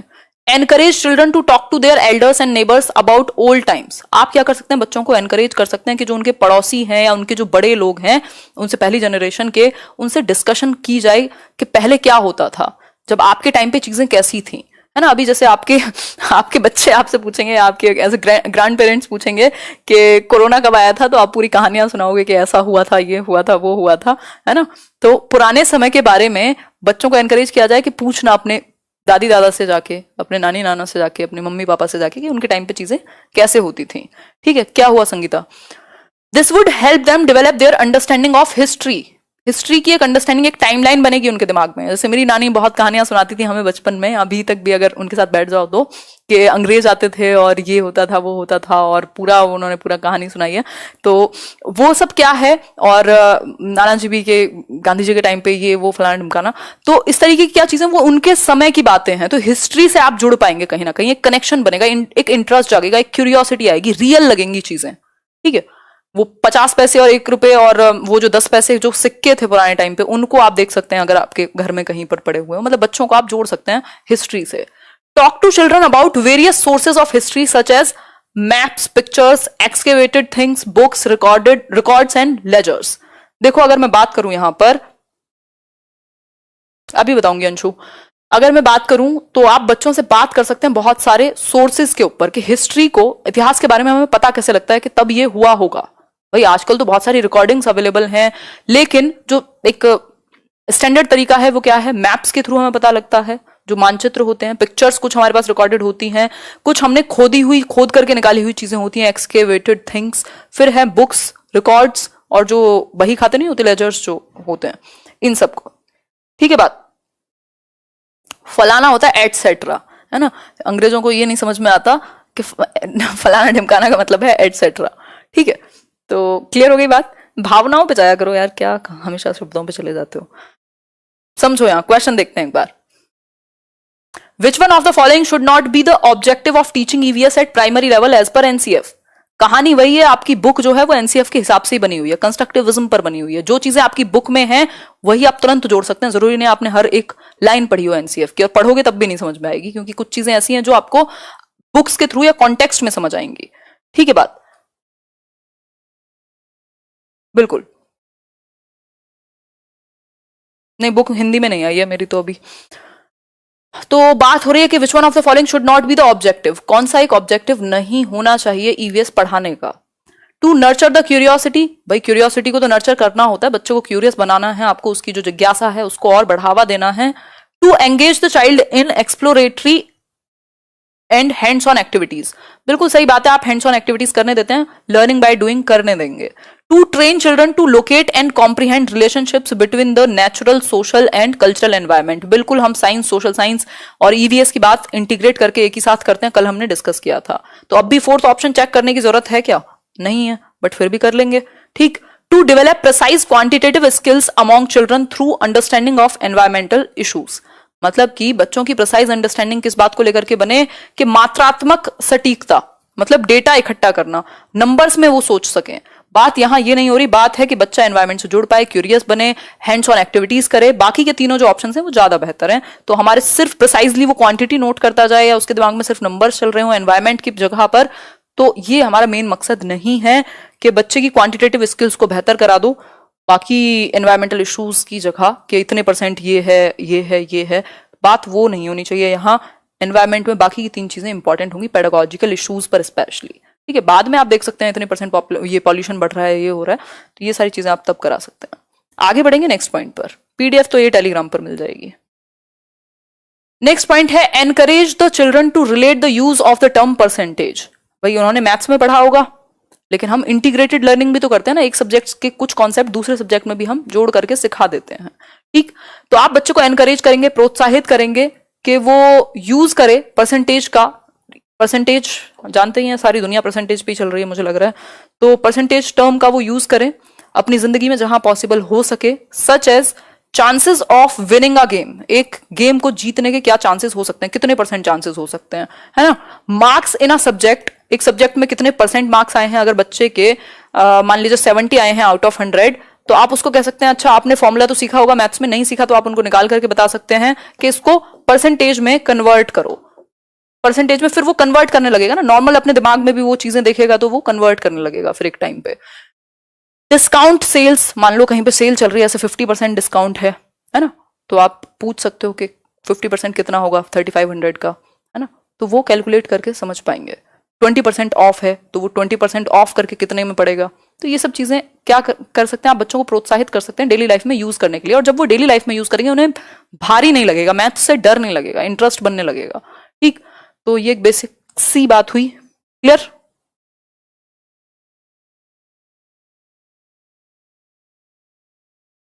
बहुत बढ़िया कोमल, बहुत बढ़िया।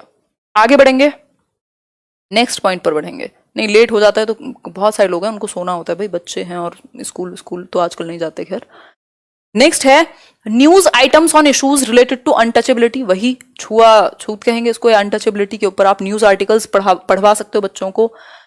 अपॉर्चुनिटी दें बच्चों को उनके अनुभव शेयर करने के, जैसे कि कैसे discussions can be held on the issues such as similar games for boys and girls, के जो गेम्स हैं, जो आपके खेल हैं वो सेम होने चाहिए, सिमिलर होने चाहिए बॉयज और गर्ल्स दोनों के लिए। ऐसा नहीं है कि लड़के कहें कि नहीं क्रिकेट तो सिर्फ लड़कों का ही गेम है और लड़कियां कहें कि नहीं खो खो तो हम ही खेलेंगे, वो नहीं होना चाहिए। तो जेंडर इक्वालिटी की आप बात करेंगे, ठीक है। आगे बढ़ेंगे, लास्ट पॉइंट है आज के लिए, और फोटो देख करके आप बताएंगे कमेंट करके कि कौन है ये respected ma'am. Encourage children to use their experiences and imagination about forest. जंगलों के बारे में वो क्या सोचते हैं, उनकी क्या इमेजिनेशन है, उन्होंने किसी मूवी में देखा तो उसके बारे में वो बता पाए। फिर है our teacher should be sensitive while listening some problems of children. एक जो टीचर है वो सेंसिटिव होना चाहिए उसको, मतलब मान लीजिए किसी के घर में अल्कोहलिज्म की बात चल रही है, अभी जो हम बात कर रहे थे कि जो लिकर का यूज है उस पर लड़ाइयां जो होती हैं घर में, उसका डिस्कशन चल रहा हो क्लास में, एक बच्चा हंसी उड़ा रहा है अपने दोस्त की, अरे इसके घर में तो इसके पापा ऐसे ही करते हैं। अब टीचर का सेंसिटिव होना जरूरी है, टीचर का सेंसिटिव होना जरूरी है। पता चले टीचर भी उसी बात पे मजाक उड़ाने में लगा हुआ है ना, तो उससे क्या होगा, बच्चे की क्यूरियोसिटी भी दबेगी, उसका सेल्फ एस्टीम भी डाउन होगा, उसका सेल्फ रिस्पेक्ट भी डाउन होगा, वो अगली बार खुद को एक्सप्रेस नहीं करेगा। तो टीचर का संवेदनशील होना जरूरी है कि आप जब कोई कुछ बोल रहा हो तो सुन पाए एटलीस्ट उसको, जरूरी नहीं है अपना जजमेंट बीच में घुसा दें। ठीक।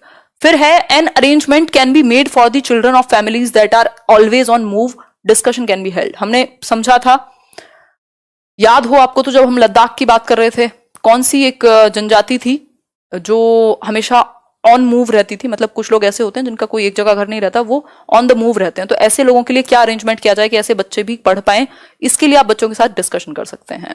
ठीक है, टीचर की सेंसिटिव होने से ये पिक्चर मैंने लगाई हुई है, और ये पहली क्या कहें, आप लोग आंसर करके बताएंगे। ठीक है।